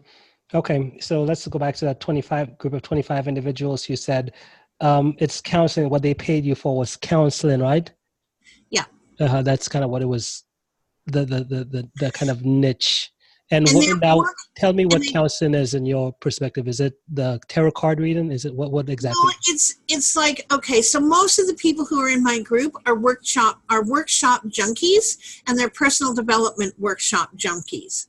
But they're also very clear they're not going to spend $3,000 to spend a weekend with Tony Robbins, because nothing lasts past the weekend, Mhm. right? So they're clear about that. And so where I'm coming from is that if the people that I deal with want change in their life, they're committed to personal development, they often are stressed for time to do that, and they don't have a clear plan. So they're the people who are buying 25 self-help books a year and nothing is changing. Mm-hmm. So Right? what do they want? Okay, hang on. So you said they came to you for counseling. Give me like a specific example. What does that look like? Do they Okay. give me So one I person? will have, okay, so I have a client who's a really good client. Mhm. She's a marketing manager for a casino here that's part of, I think they have 15 around the province. She wanted to know whether or not I could foresee anything through my reading if she was going to get a promotion and get an assistant. And so I'm doing the reading, and I said to her, okay, so here's what I'm getting is you're going to get a promotion. It's not going to be the position that you want, but it's sort of going to be, it's going to be a step up from where you are. You're going to get an assistant. She's going to be part-time. She's not going to be part of your budget. If you want her full-time, you're going to have to go through the budget development process. So keep track of your numbers, because numbers are going to talk to management. 10 days later, she text messaged me and said, you're not going to believe this. I just got a promotion. I have a part-time assistant. She's not coming out of my budget, and they've asked me to put together a proposal for a full-time assistant for 2020. Mm-hmm. So I gave her that information 10 days before she got all that information. I don't work with a casino. I don't Google my customers. It's like I go in cold. So you basically do readings. You basically give readings and stuff. So people come to you, they want to know some type of, hey, what's going to happen here, or what's going to happen. And sometimes I can give them more than that. Sometimes what I'll get is I tell stories. No, I don't need to go too much into detail. But what I want to know is just like why they come to you in the first place. So they're literally coming saying, hey, I have either this thing in my life or this thing, and I want you to tell me your thoughts. Tell me what's happened, or tell me. They usually come because they're not clear about what their next move is. Mm-hmm. They don't know what direction to go in. Mm-hmm. I have reviews and references. I have a review I read on a regular basis for a well-known medium in New York State. And I've been reading for him for about 2 years now. And he says I'm one of the best readers he's ever worked with. So I have things like that. Okay. So the next question becomes, how did the client you told me about, how much did you charge for that? I charge $65 for a half hour. Okay. So $65 for half an hour. Yeah. Now, half hour. Are you able to create some type of membership or something to where people could pay you recurring? Have you thought about that? Yes, I can do package deals, right, where somebody purchases 4 readings that they pay for upfront, and they declare if they want a reading a week or a reading a month. Mm-hmm. Well, how do you make it to where it's like kind of like a community environment, meaning that, because if you go based on readings, then it's going to be, you can't really build a membership around it, because people could say, well, I just want 4 something, versus if you had a way to say, hey, we have, just like with your Meditation Monday thing that you have, now that's something I could see that could be part of a membership or something, to where, hey, if you get into this thing every Monday at this specific time, we have like meditation readings. Yeah. Well, see, because doing readings just isn't sustainable. I mean, it's like I can sit down and read for 5 hours at a time. It's difficult to find people who want to. That's pretty intense, and I'm not going to make evergreen money because every dollar that comes in is dependent upon me being there. So the other material in the past, I have taught courses. And I taught meditation courses. I've taught laws of attraction. I've also taught, I'm bad for naming things, but Attract Your Soulmate is a course that I teach. It's about a month long and works every time. I have taught hundreds of people how to find their partner. And 90% of my business comes from women who want their perfect partner. So that's women who want their perfect partner. You said 95% of your business comes from that. Yeah. In that case, then what I'm seeing here is is that in your marketing? Are you creating stuff talking specifically about that? I haven't been talking about it, but I have a course that's fully ready to go. So what I'm seeing here is, why don't you put your focus on that and saying, okay, building around that. Okay. Because I'm seeing if you have, and that in a sense is kind of like a process in a sense. So you said women who want to find the ideal partner. Yeah. So are they're single women, right? Yeah, and the new course that I've done now is gender non-specific. So I've gone through and changed all of my languaging now, because it used to be when I first started out teaching this, sort of the LGBTQ2 group wasn't really a thing. I mean, I've been teaching this a long time, and way before the internet, in fact. So what I've done is I've made my course gender neutral now. And so I don't have issues working in any community at all, because relationship is relationship is relationship, right? Mm-hmm. Okay. So let me see. But I could focus more on that. Yeah. So what I'm trying to figure out here is, what's the quick, like, to get you profitable to where you're building these systems? Yeah. Tristan, what is wrong? Excuse me. I just asked for Rob. I just asked for Rob because they're making sure you didn't run out the door. No, he's fine. Got it. Sorry, my son just came home for a minute. Anyways, the problem that I have with the course is I'm not sure where to market it. Mm-hmm. Right? And to find people for it, right? Right, because I belong to a number of groups where people are asking, where they're asking questions and they're in crisis about their relationship And it takes, I mean, I guess what I should just do is check in with these groups every day and offer some kind of advice or something about finding the perfect man. And I say man because, again, I would say 90% of my client base are heterosexual women. I would say then that should be your focus. Like, you should eliminate everyone else and focus on that market. Create everything around them, because again, they're the ones who are going to give you the money, and they're the ones who are going to help you make more. That's what I would say. If you could start creating content around that realm, and so how much, what would you sell them? Let's say, do you have finding the perfect man? What would you sell these individuals? How do you typically, how do you help them? You say you have a course?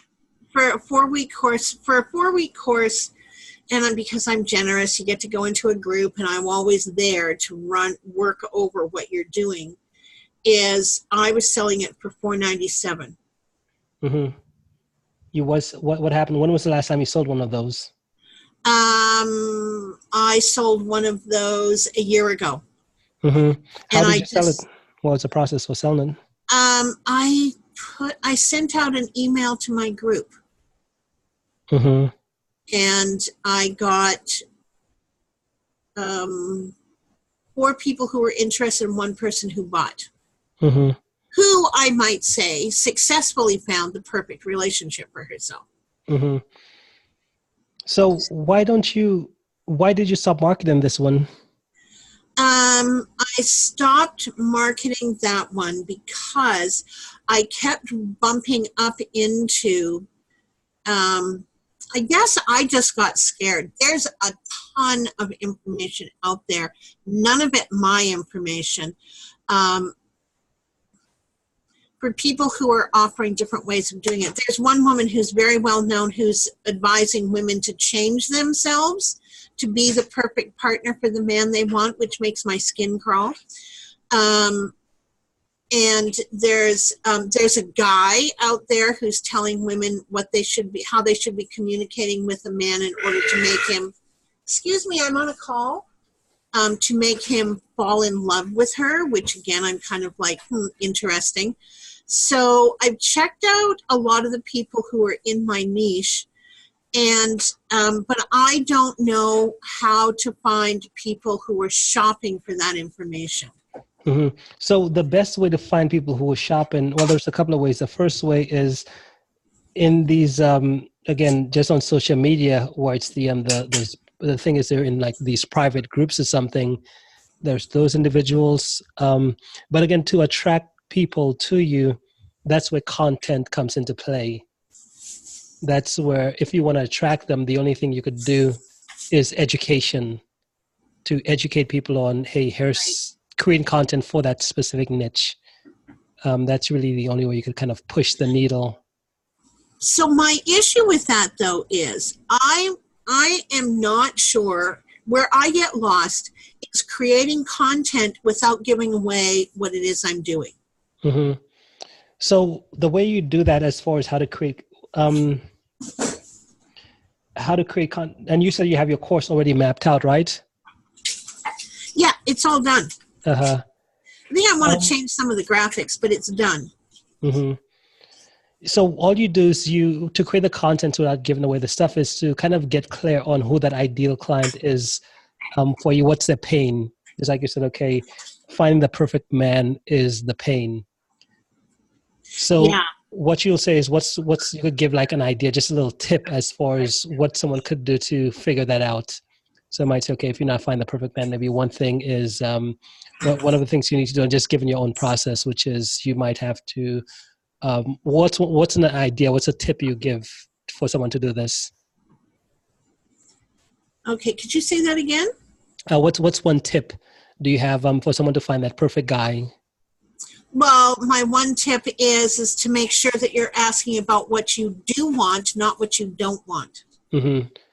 Okay. Most people are very clear about what they do not want in a relationship. And I'm like, great, that's fine. So what is it you do want? Right. I mean, it's,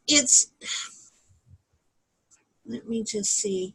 The thing about doing that particular work, and it worked for me, and I'm a widow now, but I did have the absolute perfect relationship. And part of that was dealing with, it took some work to get really clear about what absolutely worked for me in terms of qualities, characteristics, physical attributes, family. Like there's about 30 different areas that you need to fill out. It's a highly detailed program, but it's funny as stink. I once had a woman who wanted to be rescued, and the guy that she ended up dating was a helicopter pilot for search and rescue. Mm-hmm. You know, Mm-hmm. I mean, there is a sense of humor to the whole thing. Or I had another friend who wanted she didn't want him to smoke in the house, but he smoked going out of the house, he smoked coming into the house, he smoked out, he smoked everywhere else but in the house. So tell me this, how many clients have you helped with this? Probably hundreds. Well, and that's another way to create content as well, too. So just like with what you're sharing me here with the case studies, as far as someone who's kind of gone through your process and gotten some results.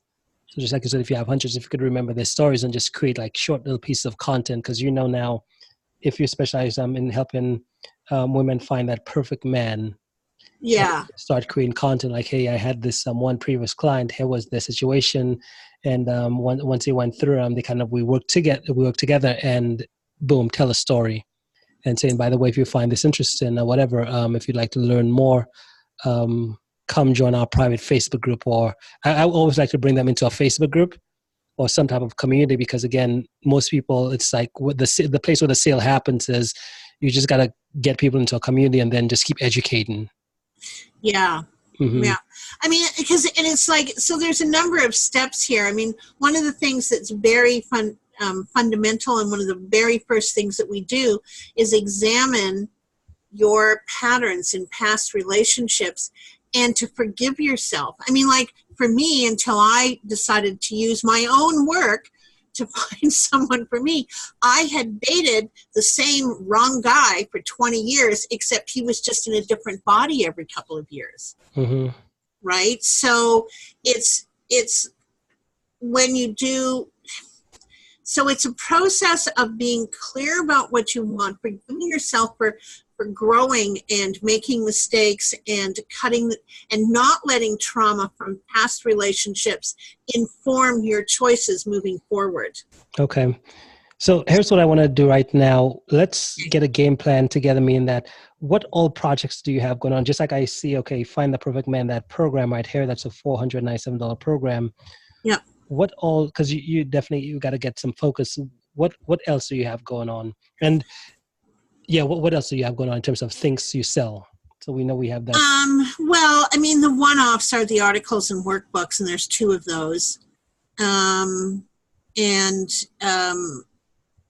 mean, the big thing is getting the website down, because I have a page that I have a business page which has 500 people in it who liked it. And, but I can't put anything up there until I have a website that I can link into. Mm-hmm.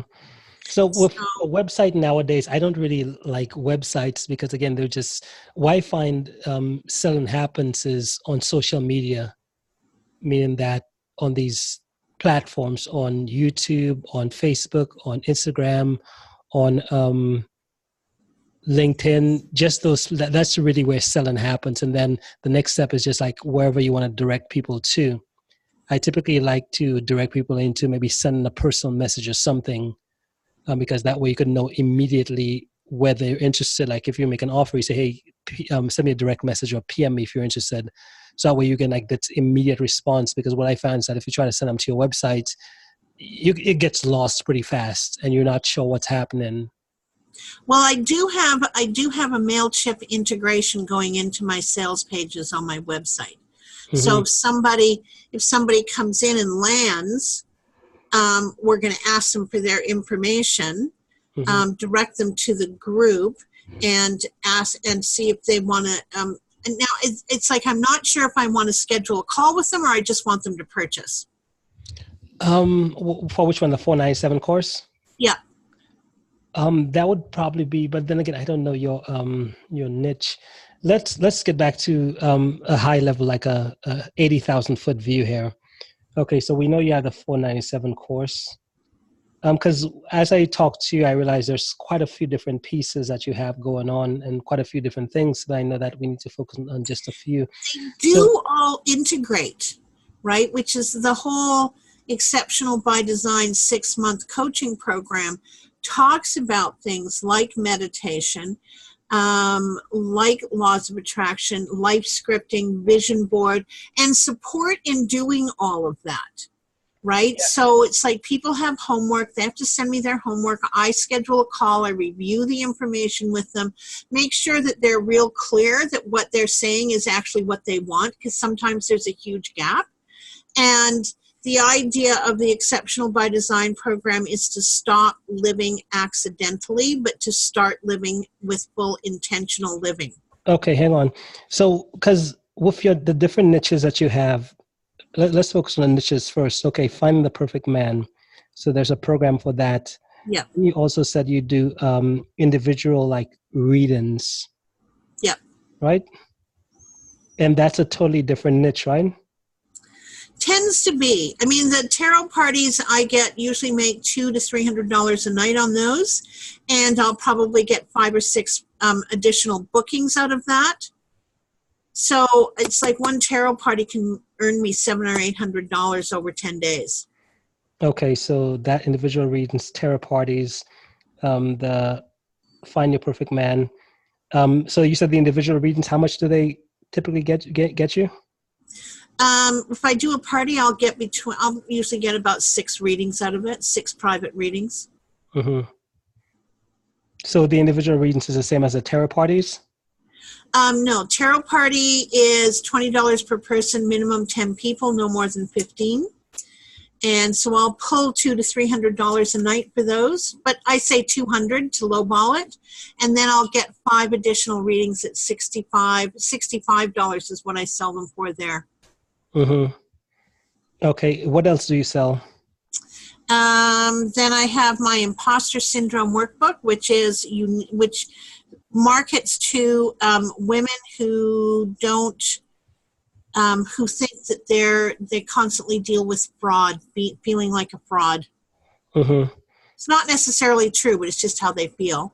Mm-hmm. And then for people who are in business, it's having a code of ethics and a term of service. And how do you do that? How do you develop that if you've never done one? Code of ethics? Is that like an individual program in itself? Yeah, it's an individual program. It's a 10-page workbook. Mm-hmm. Anything else? No, but I thought I might start selling stuff, like having a shop that actually sold physical stuff, but that's so far down the mm-hmm. Yeah. Okay. It's like something that's just not there. So yeah.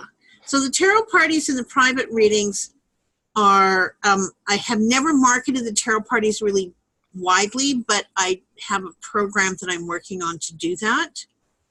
Because it's like on Valentine's Day and Halloween, trust me, I'm making $300 to $350 a night for those. So tell me, what is your best-selling one of these here? My readings. Mm-hmm. And it's the individual readings? Yeah. Okay. And I do not want my main source of income to be based on individual readings. Because if I'm not available, I'm not making money. Mm-hmm. Okay, so individual readings. What's your system right now for getting individual readings? I advertise locally, and I advertise on Facebook, and so those advertisements go out, and they're not paid they're posts in buy and sell groups or in community groups. So I'll target yeah. Going and buy and sell groups and community groups and posting ads like that work? Yeah, I have gotten readings from those. Is it like locally or is it online readings? Some of them are local, some of them are online. Mm-hmm. How many places are you posting those ads? I post them in pages like community pages for Kelowna, Vernon, Calgary, Edmonton, Vancouver, Prince George, Toronto, and Halifax. Mm-hmm. Okay, and is that something you post like how does it go? Do you just post it one time and it's always running? No, it's not always running. I don't overplay that because I have to stagger what I'm doing. Otherwise, Facebook says I'm spamming. Mm-hmm. So I have a variety of different graphics that I use, and then I put in who I work for, what works best, and how to get a hold of me. Mm-hmm. Okay. And it's like I mean, look, I know there are people that do it. I have my friend who's a medium that I read for.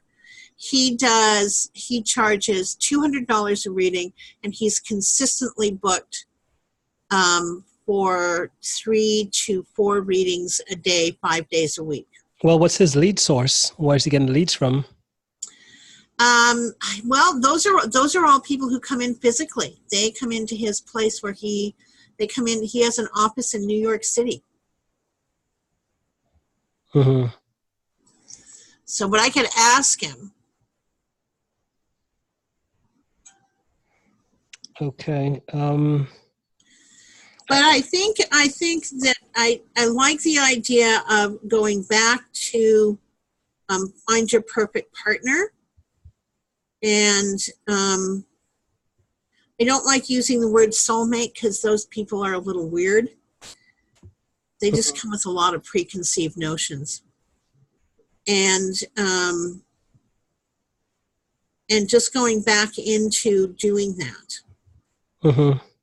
So you got to get into creating content. You got to figure out who you're wanting to target, which one of these niches. And then once we figure that out, creating content. Because what I've learned is that that's the only way you could really push the needle with everything that you do. Like it's figuring out how do you duplicate yourself as many times as possible. Because I know that the more, if you had like 10 of you going out and talking to people, something is going to come out of it.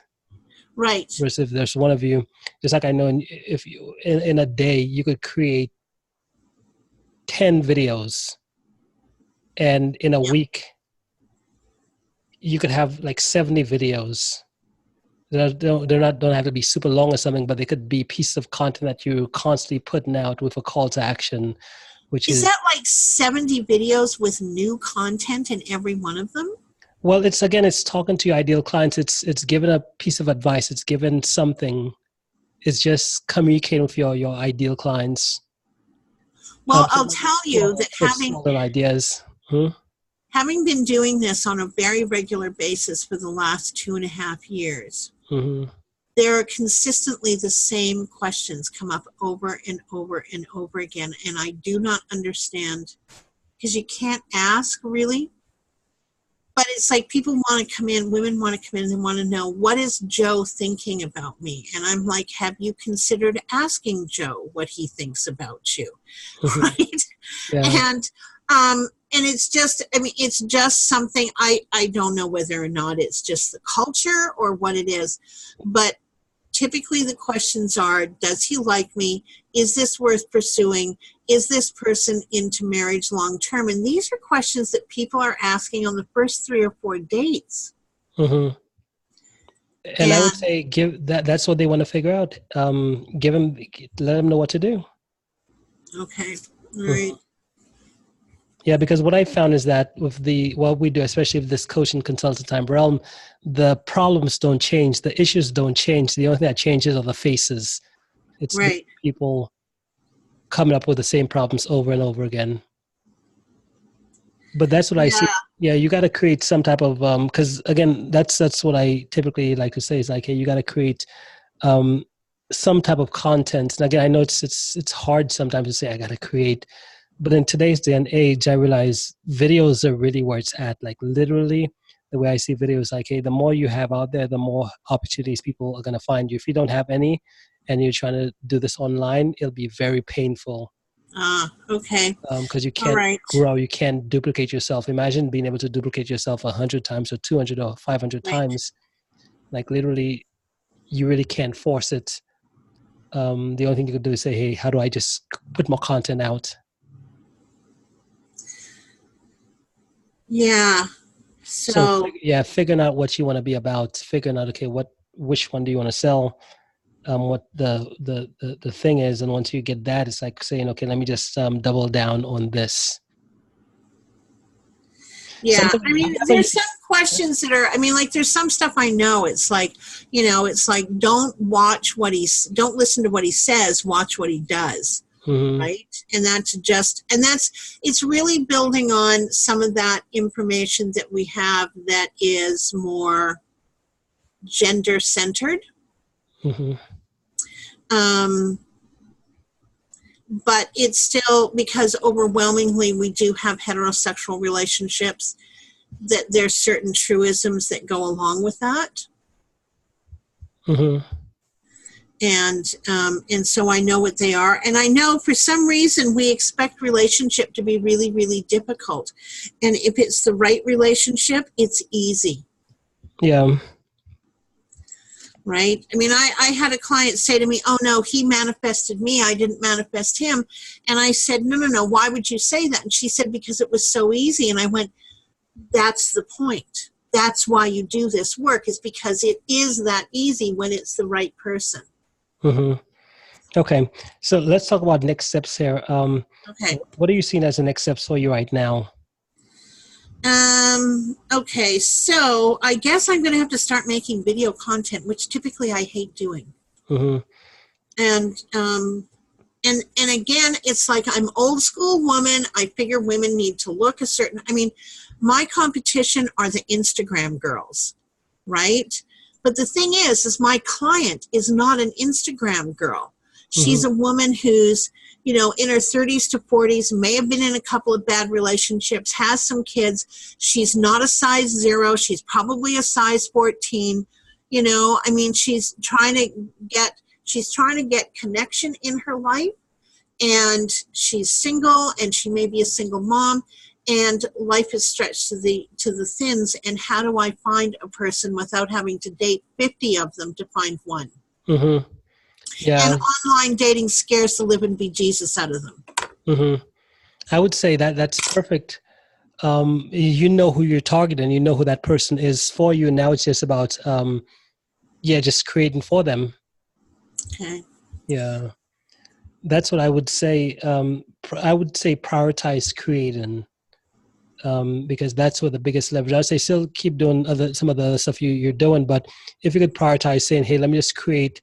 And I like starting off small first. Don't complicate the process. It's just getting to creating, because I know the more of you that you have, just like what I like to tell my clients is that, hey, what you have, what you share here, there's other people who that resonates with them a lot. Like that's gonna really, like if they could have your time and talk to you all day, every day, they would just love it. So what you want to do is, if you just say, okay, how do I just keep creating? How do I just keep giving little tidbits and pieces, just keep putting that out there? These individuals, they're just going to find you and be natural. They're going to come to you. Right. That once we create the content, it's not just about creating. We got to put a call to action as far as saying, hey, by the way, if you found this valuable, here's the next step. Right. Yeah, okay. All right. What's your process? If you had to create videos right now, what would be a process? Well, I'm supposed to be meeting with Josh in probably the next 30 minutes. And we're having an online meeting. My OBS is not working again, and I like using OBS because I can just go live with it on YouTube. And I have a scripting process. I have 2 different kinds of scripts. So I do a script more in bullet points. I don't write it out word for word because it's just not me. As they say, my heart is my teleprompter. So yeah, it's So that's what I need to get Josh to figure out for me, is why my OBS stopped working again. I would say, get that up and running. And if you could make it, because I know that the pain, so the thing that's going to attract people to you is you talking about their pain, the problem that they have. Yeah. So once we figure that out. Oh, yeah. And online dating, I mean, it's like online dating. Summertime, everybody wants to date. But you want the guy who wants to be in your life during the winter months. I don't know why it's seasonal like that. I just know that it is. Right? Yeah. So online dating, and people are terrified of online dating because you could be talking to someone. Well, this just happened this week. Friend of mine, sorry, she's going to make her buy the course. Friend of mine met this fellow. They've hooked up on Plenty of Fish. They texted back and forth for 7 weeks. She gets here to the Okanagan. They're all set to go out for dinner at one of the premier restaurants in the neighborhood. 30 minutes before they're supposed to go out, he texts her and says, "Oh, big change. It's really casual." Takes her to a middle-of-the-road restaurant, is cold as ice, and she's devastated because she thinks she's done something wrong. And I'm like, no, honey, it just got too real for him, and he freaked out. And she's devastated by this and now doesn't want to date at all. Yeah. I guess that's right. I mean, it happens. That and ghosting. I mean, it's like those are the two big things that really get to people, is investing in a relationship where you've not actually physically met and being ghosted. Yeah. So what I would say is, just start creating content around those. What would prevent you from creating content? Can you come up with a specific time where you could just say, hey, I'll just get on there and just create some content? Yeah, I can. Now, I'm not sure, but I believe if I create content on my business page, I can share that link to groups. I think, you could do that. So it's still live, but I'm sharing it into several groups all at once. Yeah. So, I can do that because, I mean, and it's like, and music lead-ins, I mean, what was it? Who did that? Was it the Beach Boys that did that old tune, Summer Love? Right? I mean, it's like, I guess because we hibernate in the winter, we come out in the summer, and we hope we hit it before Labor Day weekend, and that we have someone in our life over the winter months. So. Yeah. I would say, start creating. Well, some of it's kind of fun. Some of it's a little bit naughty because you do have to be very specific about what you want. Hyper specific. Yeah. If it's an issue. Okay. So, I mean, it's just, you really do, you start at the top of the person, go to their feet, everything you want, physically, characteristics, attributes, qualities, everything, because you want a holistic picture. And if you don't have that, you'll get whatever's left over in any one particular area. Yeah. Okay. Like, it's a fun course. I mean, the idea is, yes, you're doing serious work, but... Well, we got to sell it first. That's the easy part. The course is fun. That's good. But I know the challenge part right now is like, hey, we got to... Is getting it sold. All right, so I just need to create content. I mean, I have been so worried that because of the car accident and because of what's happened to my mouth, that I shouldn't be creating content. What's happened to your mouth? I've lost 4 teeth in the front. Okay. So, I mean, I just sort of feel like visually it's just bad. But, but according to people that I work with, they're like, you're the only person who notices. So I'm like, okay. Okay. Do you have any dentures? Do you have anything that you wear? No, not yet. We're waiting. I mean, it's part of it's an insurance settlement thing, and we're 3.5 years in now. So, hopefully they're going to settle soon, and then it gets fixed. Okay. I wouldn't let that stop you from creating. I would still create. Well, I mean, at the end of the day, the thing is that it's like I found my perfect mate, and had he survived, we would have been, and there were lots of blessings out of doing that. So, I mean, I know what it's like to find the perfect partner.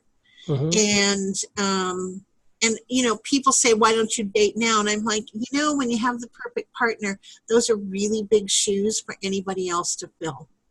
Yeah. So, you know, and that's how I know he was the perfect one, because really, like, he's been dead now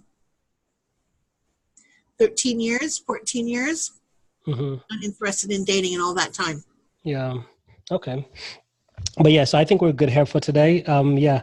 So just figure out what you got to do to start getting some content created. Do that, and on top of what you're doing, and then we'll take it from there. Okay. All right. Sounds like a plan. We'll start working on that. Thank you again so much, and you have a great rest of the day. Bye, Michelle. Awesome. You do the same. Okay. See you guys later. See ya. Bye. Yep. Bye. Bye. Yep. Michelle. Bye. See ya.